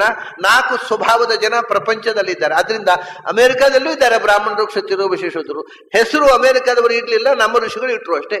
ಆ ನೇಚರ್ ಅನ್ನ ಕ್ಲಾಸಿಫೈ ಮಾಡಿ ಇಷ್ಟು ಸೈಂಟಿಫಿಕ್ ಆಗಿ ಹ್ಯೂಮನ್ ನೇಚರ್ ಅನ್ನ ವಿಭಾಗ ಮಾಡಿ ತೋರಿಸಿದ ಕ್ರೆಡಿಟ್ಗೋಸ್ಕರ ಮೆಚ್ಚುಕೋಬೇಕು ನಮ್ಮ ಪ್ರಾಚೀನರನ್ನ. ಈ ಪೆದ್ದುಗಳಿಗೆ ಅರ್ಥ ಆಗೋದಿಲ್ಲ, ಈ ದೇಶ ಈ ಚಾತುರ್ವರ್ಣ್ಯ ಪದ್ಧತಿಯಿಂದ ಹಾಳಾಯಿತು ಅಂತಾವೆ. ಅಲ್ಲ, ಇವತ್ತು ಆಚರಣೆ ಇರುವುದರಿಂದ ತೊಂದರೆ ಆಗಿರ್ಬೋದು, ಆದ್ರೆ ಅದರ ಮೂಲಭೂತವಾದ ಕಾನ್ಸೆಪ್ಟ್ ಅದು ಯಾವ ನೋಬೆಲ್ ಪ್ರೈಸ್ ಕೊಡಬೇಕು ಹೇಳಿ? ಈ ರೀತಿ ಕ್ಲಾಸಿಫಿಕೇಶನ್ ಮಾಡಿದ ಒಬ್ಬ ಬುದ್ಧಿಜೀವಿ ಎಂಥ ವಿಚಿತ್ರವಾದ ವಿಶ್ಲೇಷಣೆ ಮಾಡಿದರು ಪ್ರಾಚೀನರು. ಅದನ್ನ ನಿಯಮನ ಮಾಡಲಿಕ್ಕೆ 4 ಥರದ ದೇವತೆಗಳು ಅಂದ್ರು. ತತ್ವಾಭಿಮಾನ ದೇವತೆಗಳು 4 ಮಂದಿ. ಬುದ್ಧಿಯನ್ನು ಪ್ರೇರಣೆ ಮಾಡುವವರು, ತೋಳನ್ನು ಪ್ರೇರಣೆ ಮಾಡುವವರು, ಕೃಷಿ ವ್ಯವಸಾಯ ಮಾಡುವವರು, ಸರ್ವಿಸ್ ಅನ್ನು. 4 ಥರದ ದೇವತೆಗಳು ಯಾರು? ಚತುರ್ಮುಖ ಶುರುವಿನವ. ನೀವು ತತ್ವಾಭಿಮಾನ ಅಗ್ನಿರ್ವೈ ದೇವಾನಾಂ ಅವಮಃ ಚತುರ್ಮುಖ. ಮಧ್ಯದಲ್ಲಿ ಗುರು ಬೃಹಸ್ಪತ್ಯಾಚಾರ್ಯ, ಇಲ್ಲಿ ಕೆಳಗೆ ಅಗ್ನಿ. ಇವರು 3 ಜನ ಬ್ರಾಹ್ಮಣ ಸ್ವಭಾವವನ್ನು ನಿಯಂತ್ರಣ ಮಾಡತಕ್ಕ ದೇವತೆಗಳು. ಇವರನ್ನು ಬ್ರಾಹ್ಮಣ ದೇವತೆಗಳು ಅಂತ ಕರೀತಾರೆ. ಚತುರ್ಮುಖ, ಬೃಹಸ್ಪತ್ಯಾಚಾರ್ಯರು ಮತ್ತು ಅಗ್ನಿ. ಆದ್ರಿಂದಲೇ ಭೂಮಿಯಲ್ಲಿ ಬ್ರಾಹ್ಮಣನ ಎಲ್ಲಾ ಕರ್ಮಗಳಿಗೂ ಅಗ್ನಿಗೂ ನಂಟು. ಭೂಲೋಕದಲ್ಲಿ ಇರತಕ್ಕಂಥ ರಿಪ್ರೆಸೆಂಟೇಟಿವ್ ಗಾಡ್ ಅಗ್ನಿ ಅನ್ನೋದು ಬ್ರಾಹ್ಮಣ್ಯವನ್ನ ನಿಯಂತ್ರಣ ಮಾಡತಕ್ಕಂಥ ದೇವತಾ ಶಕ್ತಿ. ಅದಕ್ಕೆ ಏನಿದ್ರು ಅಗ್ನಿ ಮುಖದಲ್ಲಿ ಆರಾಧನೆ. ಸೊ ಚತುರ್ಮುಖ ಬೃಹಸ್ಪತಿಯು ಬುದ್ಧಿಗೆ, ಅಗ್ನಿಯು ಬುದ್ಧಿಗೆ, ಚತುರ್ಮುಖನು ಬುದ್ಧಿಗೆ ನಿಯಾಮಕ, ಹೊರಗಿನಿಂದ ಅಗ್ನಿಮುಖ ಆರಾಧನೆ. ಇವರು ಬ್ರಾಹ್ಮಣ ದೇವತೆಗಳು. ಬ್ರಾಹ್ಮಣ ದೇವತೆಗಳಿಗೆ ಜಾತಿ ಇಲ್ಲ. ಬ್ರಾಹ್ಮಣ ಜಾತಿಯೂ ಅಲ್ಲ, ಬ್ರಾಹ್ಮಣ ವರ್ಣವೂ ಅಲ್ಲ. ಬ್ರಾಹ್ಮಣ ಸ್ವಭಾವವನ್ನು, ಜಾತಿ ಅವರಿಗೂ ಇಲ್ಲ, ನಮಗೂ ಇಲ್ಲ. ಯಾರ್ಯಾರಿಗೆ ಏನೇನು ಸ್ವಭಾವ ಇದೆ ಅವರವರ ಆಯಾ ವರ್ಣ. ಜಾತಿ ಅನ್ನೋದು ಯಾರಿಗೂ ಇಲ್ಲ. ಈ ಯಾವ ಜಾತಿ ಹೇಳಿ? ನಾನು ಬ್ರಾಹ್ಮಣ, ಹಿಂದಿನ ಜನ್ಮದಲ್ಲಿ ಚಂಡಾಲ ಆಗಿದೆ, ಯಾರಿಗೂ ಗೊತ್ತು. ಮುಂದಿನ ಜನ್ಮದಲ್ಲಂತೂ ಖಂಡಿತ ಚಂಡಾಲ ಆಗ್ತಾನೆ ಈ ರೀತಿ ಮುಂದೆ ಮಾಡಿದರೆ. ಹಾಗಾಗಿ ಯಾವ ಜನ್ಮದ ಜಾತಿ? ಜಾತಿಯ ಪ್ರಶ್ನೆ ಅಲ್ಲ, ಜೀವ ಸ್ವಭಾವದ ಪ್ರಶ್ನೆ. ಶಾಸ್ತ್ರಕಾರ ಹೇಳೋದು ಒಂದೊಂದು ಜನ್ಮದಿಂದ ಅಲ್ಲ, ಇಡೀ ಜೀವದ ಸ್ವಭಾವ ಏನು, ಅದು ವರ್ಣ. ಜಾತಿ ಅನ್ನೋದು ಆ ಜನ್ಮದಲ್ಲಿ ಪೂರ್ತಿ ಇರೋದಿಲ್ಲ. ತ್ರಹೇಣ ಶೂದ್ರೋಭವತಿ ಬ್ರಾಹ್ಮಣೋ ರಸವಿಕ್ರಯಾತ್. ಮಾಡಬಾರದು ಕೆಲಸ ಮಾಡಿದ್ರೆ ಆ ಜಾತಿ, ಆ ಜನ್ಮದ ಜಾತಿಯು ಪೂರ್ತಿ ಇರೋದಿಲ್ಲ ಹೇಳ್ತಾರೆ. ಅದೆಲ್ಲ ಬಹಳ ಟೆಂಪರರಿ. ಅದು ನಮಗೆ ಮುಖ್ಯವಾಗಿರೋದು ಜಾತಿ ಅಲ್ಲ, ವರ್ಣ. ದೇವತೆಗಳು ಅದನ್ನು ನಿಯಮಿಸ್ತಾರೆ. ಆದ್ರಿಂದ 4 ಥರದ ಸ್ವಭಾವವನ್ನು ಪ್ರಪಂಚದಲ್ಲಿ ನಿಯಮಿಸಿ ನಮ್ಮನ್ನ ಮೋಕ್ಷಕ್ಕೆ ಕೊಂಡೊಯ್ಯುವ ದೇವತಾ ಶಕ್ತಿಗಳು 4 ಅಂದ್ರು. ನಮ್ಮಲ್ಲಿರ್ತಕ್ಕಂಥ ಬ್ರಾಹ್ಮಣಿಕ್ ಕ್ವಾಲಿಟಿಯನ್ನ, ಅಂದ್ರೆ ಜ್ಞಾನ ಮಾರ್ಗವನ್ನ ಒಳಗಿನಿಂದ ಜಾಗೃತಗೊಳಿಸುವವರು ಎಲ್ಲರಲ್ಲಿಯೂ. ಇದು ಬರೇ ಬ್ರಾಹ್ಮಣರಿಗೆ ಮಾತ್ರ ದೇವತೆಗಳಲ್ಲ ಅವರು. ಯಾಕಂದ್ರೆ ಬ್ರಾಹ್ಮಣರಲ್ಲಿಯೂ ಬ್ರಾಹ್ಮಣ ವರ್ಣ ಇದೆ, ಕ್ಷತ್ರಿಯರಲ್ಲಿಯೂ ಬ್ರಾಹ್ಮಣ ವರ್ಣ ಇದೆ. ಇಲ್ವಾ? ಅವರಲ್ಲಿ ಜ್ಞಾನ ಇಲ್ವಾ? ವೈಶ್ಯರಿಗೆ ಜ್ಞಾನ ಇಲ್ವಾ? ಅವರಲ್ಲಿಯೂ ಬ್ರಾಹ್ಮಣ ವರ್ಣ ಇದೆ. ಶೂದ್ರರಿಗೆ ಜ್ಞಾನ ಇಲ್ವಾ? ಅವರಲ್ಲಿಯೂ ಬ್ರಾಹ್ಮಣ ವರ್ಣ ಇದೆ. ಅಂದ್ರೆ ಏನು? ಈ 4 ವರ್ಣಗಳು ಎಲ್ಲರಲ್ಲಿಯೂ ಇದೆ, ಪರ್ಸೆಂಟೇಜ್ ಹೆಚ್ಚು. ಬ್ರಾಹ್ಮಣ ವರ್ಣ ಸ್ವಭಾವ ಉಂಟಲ್ಲ, ಅದರ ಪರ್ಸೆಂಟ್ ಯಾರ್ಯಾರು ಹೆಚ್ಚಿದೆ ಅವನು ಬ್ರಾಹ್ಮಣ ಅನ್ನೋದು. ಅವನಲ್ಲಿ ಕ್ಷತ್ರಿಯ ಇದೆ, ಅವನು ಯಾರಾದ್ರೂ ಬ್ರಾಹ್ಮಣ ಒಳ್ಳೆ ವಿದ್ವಾಂಸ, ಅವನು ಬ್ರಾಹ್ಮಣ ವರ್ಣ, ಅವನ ರಸ್ತೆಯಲ್ಲಿ ಹೆಂಡತಿ ಜೊತೆ ಹೋಗುವ ಯಾರಾದ್ರೂ ಅವನ ಹೆಂಡತಿ ಕಣ್ಣು ಹೊಡೆದ್ರೆ ಕಾಲರ್ ಹಿಡಿತಾನೆ ಇವನು ಕೂಡ. ಅಷ್ಟು ಕ್ಷತ್ರ ಇದೆ ಇವನಿಗೆ. ಏರಯ್ಯ ನನ್ನ ಹೆಂಡತಿ ಕಣ್ಣು ಹೊಡಿತೀನಿ, ಅವಾಗ ಕ್ಷತ್ರಿಯ ಆಗ್ತಾನೆ ಬ್ರಾಹ್ಮಣ ಕೂಡ. ಅಂದ್ರೆ ಅವನ ಹತ್ರ ಬ್ರಾಹ್ಮಣಿಕ್ ಪರ್ಸೆಂಟೇಜ್ ಸ್ವಲ್ಪ ಕಮ್ಮಿ ಅಷ್ಟೇ, ಕ್ಷತ್ರಿಯ ಪರ್ಸೆಂಟೇಜ್. ಬ್ರಾಹ್ಮಣಿಕ್ ಕ್ವಾಲಿಟಿ ಒಂದು 60% ಇರುತ್ತೆ. ಆಮೇಲೆ ಒಂದು ಸ್ವಲ್ಪ 15% ಕ್ಷತ್ರಿಯ ಕ್ವಾಲಿಟಿ, ಆಮೇಲೆ ಒಂದು 15% ಮನೆಯಲ್ಲಿ ಜಾಗಿದ್ದಲ್ಲಿ ಇವನು ಹೆಂಡತಿ ನಟ್ಟಾಗ ಇವನು 4 ಕೊಡ ನೀರು ಹಾಕಿ ಇವನು ಕೃಷಿ ಮಾಡ್ತಾನೆ, ಅದು ಬಹಳ 5% 10%. ಆಮೇಲೆ ಮನೆಯಲ್ಲಿ ಯಾರು ಇಳಿದಿದ್ದಾಗ ಇವನು ಕಸಗುಡಿಸಿ ಒರೆಸುವುದು ಎಲ್ಲ ಸರ್ವಿಸ್ ಮಾಡ್ತಾರೆ. ಎಲ್ಲರ ಹತ್ರವೂ ಎಲ್ಲ ವರ್ಣವೂ ಇದೆ. ಪ್ರತಿಯೊಬ್ಬನೂ ಕೂಡ to certain extent he is a Brahman, he is a Kshatriya, he is a Vaishya, he is a Shudra. 100% ಬ್ರಾಹ್ಮಣರು, 100% ಕ್ಷತ್ರಿಯರು, 100% ವೈಶ್ಯರು, 100% ಶೂದ್ರರು ಅಂತ ಜಗತ್ತಿನಲ್ಲಿ ಇಲ್ಲ. ಇದರಲ್ಲಿ ಎಷ್ಟು ಸೈಂಟಿಫಿಕ್ ಆಗಿದೆ ನೋಡಿ. ಯಾರಿಗೂ ಈ ವಿಷಯ ಗೊತ್ತಿಲ್ಲ. ಪೆದ್ದುಗಳೇ ಈ ನಮ್ಮ ಶಾಸ್ತ್ರದ ಬಗ್ಗೆ ಮಾತಾಡೋರಾಗಿ ಎಲ್ಲ ಇವ್ರು ಪಂಡಿತರಿಗೂ ಗೊತ್ತಿಲ್ಲ, ಲೌಕಿಕರಿಗೂ ಗೊತ್ತಿಲ್ಲ ಈ ವಿಷಯಗಳೆಲ್ಲ. ಪಂಡಿತರಾದ್ರೆ ಹೇಳ್ತಾರೋ ಜಾತಿ ಜಾತಿ ಅಂತ ಕೂತ್ಕೊಂಡು ಕೂತ್ಬಿಟ್ಟಿದ್ದಾರೆ ಅವರು. ಈ ಸೈಂಟಿಫಿಕ್ ಆದ ವಿಷಯವೇ ಹೇಳೋದಿಲ್ಲ. ಈ ಎಲ್ಲರಲ್ಲಿಯೂ ಎಲ್ಲ ವರ್ಣವೂ ಇದೆ.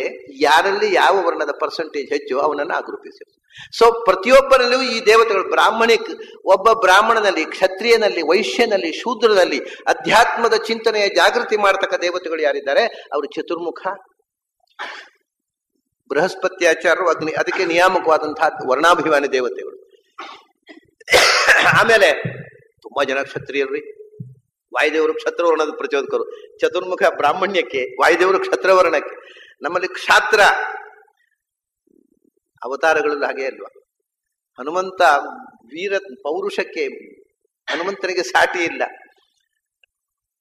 ಭೀಮನ ಪೌರುಷಕ್ಕೆ ಸಾಟಿ ಉಂಟಾ? ಆಚಾರ್ಯರು ಸನ್ಯಾಸ ತಗೊಂಡು ನಿನ್ನೆ ಹೇಳಿದ್ನಲ್ಲ, ಒಂದು ಬೆರಳು ಹತ್ತುವುದಕ್ಕೆ ಶಿಷ್ಯರಿಲ್ಲ. ಶಿವರ ಎಲ್ಲರೂ ಆ ಜ್ಞಾನದ ಜೊತೆಗೆ ದೇಹ ಬಲವನ್ನು ಅತ್ಯುನ್ನತ ಬುದ್ಧಿರ್ಬಲಂ ಯಶೋ ಧೈರ್ಯಂ ನಿರ್ಭಯತ್ವಂ ಅರೋಗತ ಅಜಾಡ್ಯಂ ಅಕ್ಪಟತ್ವಂಚ. ಹೀಗೆ ಬುದ್ಧಿಬಲ ದೇಹಬಲ. ವಾಯುದೇವರು ಕ್ಷತ್ರಿಯರು ಅಂದ್ರೆ ಎರಡನ್ನೂ ನಿಯಂತ್ರಿಸುವವರು, ಬುದ್ಧಿಬಲ ದೇಹಬಲ. ಅದರಲ್ಲಿ ವಿಶೇಷವಾಗಿ ದೇಹಬಲ ಕ್ಷತ್ರ, ಬುದ್ಧಿಬಲವನ್ನ ಚತುರ್ಮುಖ ರೂಪದಿಂದ, ದೇಹಬಲವನ್ನು ವಾಯು ರೂಪದಿಂದ. ಪ್ರಾಣಶಕ್ತಿ ಅಂದ್ರೆ ಬಲ, ತ್ರಾಣ, ಪ್ರಾಣವೇ ತ್ರಾಣ. ಯಾರಿಗೆ ಪ್ರಾಣ ಇಲ್ಲ ಅವರಿಗೆ ತ್ರಾಣ ಇಲ್ಲ, ಅಥವಾ ಯಾರಿಗೆ ತ್ರಾಣ ಇಲ್ಲ ಅವರಿಗೆ ಪ್ರಾಣ ಅನುಗ್ರಹ ಇಲ್ಲ. ಅಷ್ಟೇ, ಪ್ರಾಣ ತ್ರಾಣ ಒಟ್ಟಿರೋದು. ವಾಯುದೇವರು, ಗರುಡಶೇಷ ರುದ್ರರು, ಇಂದ್ರಕಾಮರು, ಅನಿರುದ್ಧ, ಸ್ವಯಂಭೂಮನು, ದಕ್ಷ, ಯಮ, ಸೂರ್ಯ, ಚಂದ್ರ, ಅಗ್ನಿ, ಇವರೆಲ್ಲ ದೇವತೆಗಳು ನಮ್ಮಲ್ಲಿ ಇರತಕ್ಕ ಕ್ಷಾತ್ರವನ್ನು ಜಾಗೃತಗೊಳಿಸ್ತಕ್ಕಂಥ ಕ್ಷತ್ರವರ್ಣಾಭಿಮಾನ. ಅಗ್ನಿ ಬಿಟ್ರೆ, ಅಗ್ನಿ ತನಕ ಬರುವವರಿದಾರಲ್ಲ, ಅಗ್ನಿ 15 ಹೇಳಿದಾರಲ್ಲ, ವರುಣ, ಇವರೆಲ್ಲ ಕ್ಷಾತ್ರ. ಅಥಾತೋ ವಿಷ್ಣು ಬ್ರಹ್ಮ ಆಯ್ತು. ವಾಯು ಶೇಷ ಗರುಡ ರುದ್ರ ಪ್ರವಾಹ ಅಲ್ಲ, ಅನಿರುದ್ಧ ಬೃಹಸ್ಪತಿ, ಅವರು ಬೃಹಸ್ಪತಿ ಅಲ್ಲ, ಯಮ, ಚಂದ್ರ, ಸೂರ್ಯ, ಇವರೆಲ್ಲ ನಮ್ಮಲ್ಲಿರತಕ್ಕಂಥ ಕ್ಷಾತ್ರ ಸ್ವಭಾವವನ್ನ ಜಾಗೃತಗೊಳಿಸುವ, ನಿಯಂತ್ರಿಸುವ ದೇವತೆಗಳು. ಆಮೇಲೆ 49 ಮರುತ್ತುಗಳು, ಎಲ್ಲ ಗಣದೇವತೆಗಳು, ವೈಶ್ಯರು, ಸಂಘಜೀವಿಗಳು. ದೇವತೆಗಳಲ್ಲಿ ಗಣದೇವತೆಗಳೆಲ್ಲ 49 ಮರುತ್ತು, ಮುಖ್ಯ ಪ್ರಾಣ ಕ್ಷತ್ರ. ಆಮೇಲೆ 49 ಜನ ಮರುತ್ತುಗಳಿದ್ದಾರಲ್ಲ ಅವರು. ಆಮೇಲೆ ಆದಿತ್ಯರಲ್ಲಿ ಪ್ರಧಾನ ಆದಿತ್ಯರೆಲ್ಲ ಹೋದ್ರು, ಇಂದ್ರ, ವರುಣ ಅವರೆಲ್ಲ ಹೋದ್ರು, ವಿಷ್ಣು ಅದನ್ನು ಹೋಯ್ತು. ಉಳಿದ ಆದಿತ್ಯ ಇವನು ಸೂರ್ಯ ಅವರೆಲ್ಲ 4-5 ಮಂದಿ ಆದಿತ್ಯರು. ಏಕಾದಶ ರುದ್ರಲ್ಲಿ ಪ್ರಧಾನ ರುದ್ರ ಕ್ಷತ್ರ ದೇವತೆ, ಉಳಿದ 10 ಮಂದಿ. ಅಷ್ಟವಸುಗಳಲ್ಲಿ ಪ್ರಧಾನ ಅಗ್ನಿ ಬ್ರಾಹ್ಮಣ್ಯಕ್ಕೆ ಹೋದ, ಉಳಿದ 7 ಮಂದಿ. ಹೀಗೆ ಗಣದೇವತೆಗಳು ಮೇಲಿನ ಇದಕ್ಕೆ ಬಿಟ್ಟು ಉಳಿದ ಎಲ್ಲ ಗಣದೇವತೆಗಳಿದ್ದಾರಲ್ಲ, ವಸು, ರುದ್ರ, ಆದಿತ್ಯ, ಮರುತ್ತುಗಳು, ಈ ಗಣಗಳು, ವಿಶ್ವ ದೇವತೆಗಳು, ಇವರೆಲ್ಲ ವೈಶ್ಯ ಸ್ವಭಾವದ ಪ್ರೇರಕರು. ಆಮೇಲೆ ನಿರ್ರತಿ, ಪೃಥ್ವಿ 17ನೇ ಕಕ್ಷೆಯಿಂದ ಪ್ರಾರಂಭ ಆಗುತ್ತೆ. ನಿರ್ರತಿ, ಪೃಥ್ವಿ, ಮೃತ್ಯು ದೇವತೆಗಳು, ಕಾಲ ದೇವತೆಗಳು, ಇವರೆಲ್ಲ ಶುದ್ರ ವರ್ಣವನ್ನು ನಿಯಂತ್ರಿಸಿ, ಸ್ವಭಾವವನ್ನು ನಿಯಂತ್ರಿಸಿ. ಹೀಗೆ 1ನೇ ಕಕ್ಷೆಯಿಂದ ವಿಷ್ಣು, ಲಕ್ಷ್ಮಿ ಬಿಟ್ಟುಬಿಟ್ರೆ ಚತುರ್ಮುಖನಿಂದ ಹಿಡಿದು 18ನೇ ಕಕ್ಷೆ ತನಕ ಎಲ್ಲಾ ತತ್ವಾಭಿಮಾನಿ ದೇವತೆಗಳು ಈ 4 ವರ್ಣಕ್ಕೆ ಹಂಚಿಕೊಂಡು ನಮ್ಮ ದೇಹದಲ್ಲಿ ಆಯಾ ಕಾಲಕ್ಕೆ ಆಯಾ ಎಲ್ಲರೊಳಗೂ ಇದ್ದಾರೆ. ಕೆಲವು ಸ್ವಭಾವವನ್ನು ಕೆಲವರಲ್ಲಿ ಜಾಸ್ತಿ, ಕೆಲವರು ಕಮ್ಮಿ ಮಾಡಿ, ಹೀಗೆ ಚಾತುರ್ವರ್ಣ್ಯದ ವ್ಯವಸ್ಥೆ ಪ್ರತಿಯೊಂದು ಜೀವದಲ್ಲೂ ಒಳಗಿನಿಂದ ನಡೆದಿದೆ. ಅದನ್ನು ಮಾಡತಕ್ಕಂಥ ದೇವತೆಗಳು 4 ಥರ. ಯಾವುದು? ಬ್ರಾಹ್ಮಣ್ಯವನ್ನು ಪ್ರೇರಿಸುವ ದೇವತೆಗಳು, ಕ್ಷತ್ರ ಸ್ವಭಾವವನ್ನು ಪ್ರೇರಿಸುವ ದೇವತೆಗಳು, ವೈಶ್ಯ ಸ್ವಭಾವವನ್ನು ಪ್ರೇರಿಸುವ ದೇವತೆಗಳು ಮತ್ತು ಶೂದ್ರ ಸ್ವಭಾವ. ಇದು 4 ಸ್ವಭಾವವನ್ನು ಎಲ್ಲರಲ್ಲೂ, ಬ್ರಾಹ್ಮಣರಲ್ಲಿ ಬ್ರಾಹ್ಮಣ್ಯ ಹಾಗಲ್ಲ, ಎಲ್ಲರಲ್ಲಿ ಎಲ್ಲವೂ ಇದೆ. ಎಲ್ಲರೂ ಬೇಸಿಕಲಿ ಎಲ್ಲಾ ವರ್ಣಗಳೂ ಹೌದು. ಎಲ್ಲರೂ ಬ್ರಾಹ್ಮಣರು, ಕ್ಷತ್ರಿಯರು, ವೈಶ್ಯರು. ಬ್ರಾಹ್ಮಣರು, ಕ್ಷತ್ರಿಯರು ಕೂಡ ಬ್ರಾಹ್ಮಣರು, ಕ್ಷತ್ರಿಯರು, ವೈಶ್ಯರು, ಶೂದ್ರರು. ವೈಶ್ಯರು ಕೂಡ ಬ್ರಾಹ್ಮಣರು, ಕ್ಷತ್ರಿಯರು, ವೈಶ್ಯರು, ಶೂದ್ರರು. ಶೂದ್ರರು ಕೂಡ ಬ್ರಾಹ್ಮಣರು, ಕ್ಷತ್ರಿಯರು, ವೈಶ್ಯರು, ಶೂದ್ರರು. To certain extent, percentage difference. ಅದು ನಮ್ಗೆ ಗೊತ್ತಾಗುತ್ತೆ ನೋಡಿ. ವಾಯುದೇವರು ಕ್ಷತ್ರಿಯ ಧರ್ಮದ ಅಭಿಮಾನಿಗಳು, ಜ್ಞಾನದ ಪರಾಕಾಷ್ಠೆಯಲ್ಲಿದ್ದಾರೆ. ಕ್ಷತ್ರಿಯರು ಬ್ರಾಹ್ಮಣರಿಗೆ ಜ್ಞಾನೋಪದೇಶ ಮಾಡಿದ ಕ್ಷತ್ರಿಯಗಳು ಉಪನಿಷತ್ನಲ್ಲಿ ಬರ್ತಾರೆ. ಆದ್ರಿಂದ ಇದೆಲ್ಲವೂ ಒಂದಕ್ಕೆ ಒಂದು ಸಂಕೀರ್ಣವಾಗಿದೆ. ಇದು ಅಂತರಂಗದ ಉಪಾಸನೆಗೆ ಸಂಬಂಧಪಟ್ಟ ಸೂಕ್ಷ್ಮ ಸ್ಥಿತಿಯ ವಿಶ್ಲೇಷಣೆ. ಅದನ್ನ ಆದಷ್ಟು ಜಾತಿಯ ಬಗ್ಗೆ, ವರ್ಣದ ಬಗ್ಗೆ ಜನ ಹೆಚ್ಚು ಮಾತಾಡದೇ ಇರುವುದು ಕ್ಷೇಮ. ಯಾಕಂದ್ರೆ ಅಂತರಂಗದ ಉಪಾಸನೆಯ ರಹಸ್ಯ ಗೊತ್ತಾಗೋ ತನಕ ಇದರ ಅರ್ಥ ಗೊತ್ತಾಗೋದಿಲ್ಲ. ಇದು ಬರೇ ಗೊಂದಲ, ಬರೇ ಹಾರಾಟ, ಮಡಿ ಅಂತ ಹಾರುವುದು ಎಷ್ಟೋ ಅಷ್ಟೇ, ಅದಕ್ಕಿಂತ ಹೆಚ್ಚು ಏನೂ ತಿಳಿಯೋದಿಲ್ಲ. Varna system is a classification of human, ಯಾವುದು human psychology, colour of human mind, ಮನುಷ್ಯನ ಮನಸ್ಸಿನ ಬಣ್ಣವನ್ನು ಹೇಳತಕ್ಕಂಥದ್ದು ವರ್ಣ ಸಿಸ್ಟಮ್. ಮನಸ್ಸಿನ ಬಣ್ಣ, ಮನಸ್ಸಿನ ಬಣ್ಣ ಅಂದ್ರೆ ಅವನ ಜೀವ ಸ್ವಭಾವ. ಅವನ ಬಣ್ಣ ಬಯಲಾಯಿತು ಅಂದ್ರೆ ಏನು? ಕೋಟಿನ ಬಣ್ಣವ, ಅಂಗಿಯ ಬಣ್ಣವ, ಅವನು ಏನೋ ಅಂತ ತಿಳ್ಕೊಂಡಿದ್ದ, ಇವತ್ತು ಅವನ ಬಣ್ಣ ಬಯಲಾಯಿತು, ಅದು ವರ್ಣ. ಪ್ರಾಚೀನರು ನಮ್ಮ ನಿಜ ಬಣ್ಣ ಏನು, ಆ ಜೀವದ ನಿಜ ಬಣ್ಣ, ಅದು ವರ್ಣ. ಅದು ಒಂದು ಜನ್ಮಕ್ಕೆ ಸಂಬಂಧಪಟ್ಟದ್ದಲ್ಲ, ಒಂದು ದಿವಸಕ್ಕೆ ಅಥವಾ ಯಾವುದೂ ಅಲ್ಲ. ಅದು ಅರ್ಥ ಆಗದೆ ಇದ್ದವರು ಅದರ ಬಗ್ಗೆ ಮಾತಾಡದೆ ಇರುವುದು ಕ್ಷೇಮ. ಆದರೆ ತಮಾಷೆ ಏನು ಅಂದರೆ, ಅರ್ಥ ಆಗದೆ ಇರುವವರಿಗೆ ಮಾತಾಡೋ ಚಪಲ, ಅರ್ಥ ಆಗದೆ ಮಾತಾಡಬಾರ್ದು ಅನ್ನೋ ಹೆಚ್ಚು, ಅರ್ಥ ಆಗದೆಯವರಿಗೆ ಮಾತಾಡೋದು. ತುಂಬಾ ಅರ್ಥ ಆದವರಿಗೆ ಯಾಕೆ ಅದರ ಬಗ್ಗೆ ಮಾತಾಡಬೇಕು ಅಂತ ಕಾಣುತ್ತೆ. ಯಾರಿಗೆ ಅರ್ಥವೇ ಆಗಲಿಲ್ಲೋ ಅವರು ಹೆಚ್ಚು ಮಾತು. ಹಾಗಾಗಿ ಸಮಾಜವನ್ನ ದಾರಿ ತಪ್ಪಿಸುವ ಮಾತುಗಾರಿಕೆಗಳು, ಬರಹಗಳು ಬೆಳೀತಾ ಇರ್ತವೆ ಎಲ್ಲ ಕಾಲದಲ್ಲೂ. ಇದು ಚತ್ವಾರೋ ಮನವ. ಇನ್ನೊಂದು ರೀತಿಯಿಂದ ಚತ್ವಾರೋ ಮನವ ಇದೆ. 4 ಥರ ಮನುಗಳು. ಮನುಗಳು ಅಂದ್ರೆ ಮನುಶಬ್ದ ವಾಚ್ಯವಾದಂಥ ಜೀವಜಾತ 4. ಒಂದು ಮನುಹು ಅಂದ್ರೆ, ಮನವಹ ಅಂದ್ರೆ ದೇವತೆಗಳು. ಮೂಲತಃ ಮನುಗಳು ಜ್ಞಾನಿಗಳು ಅಂದ್ರೆ ಬ್ರಹ್ಮಾದಿ ದೇವತೆಗಳು. ಸಮಸ್ತ ದೇವತೆಗಳು ಬಂತು. ಮನುಗಳು ಅಂದ್ರೆ ದೇವತೆಗಳು. ಆಮೇಲೆ ದೇವತೆಗಳಿಂದ ಸೃಷ್ಟರಾದ ಮಾನವರು ಅಂದ್ರೆ ಮಹರ್ಷಯ ಸಪ್ತಪೂರ್ವ ಹೇಳಿದರು. ಮರೀಚಿ ಅತ್ರಿ ಬ್ರಹ್ಮದೇವರಿಂದ ಸೃಷ್ಟರಾದ, ದೇವತೆಗಳಿಂದ ಸೃಷ್ಟರಾದಂಥ ಋಷಿಗಳು ಇದ್ದಾರಲ್ಲ, ಅವರು ಮಾನವರು. ಆ ಋಷಿ ಪರಂಪರೆಯಲ್ಲಿ ಬಂದಂತಹ ಚಿಲ್ಲರೆ ಋಷಿಗಳಿದ್ದಾರಲ್ಲ, ಅನಂತರದ ಋಷಿ ಪರಂಪರೆ, ಮಹಾಋಷಿಗಳ ನಂತರ ಅವರಿಂದ ಬಂದಿರತಕ್ಕಂಥವರು, ಅವರು ಮಾನವರು. ಈ ಋಷಿಗಳು ಮಾನವರು, ಅವರಿಂದ ಬಂದವರು ಮಾನವರು.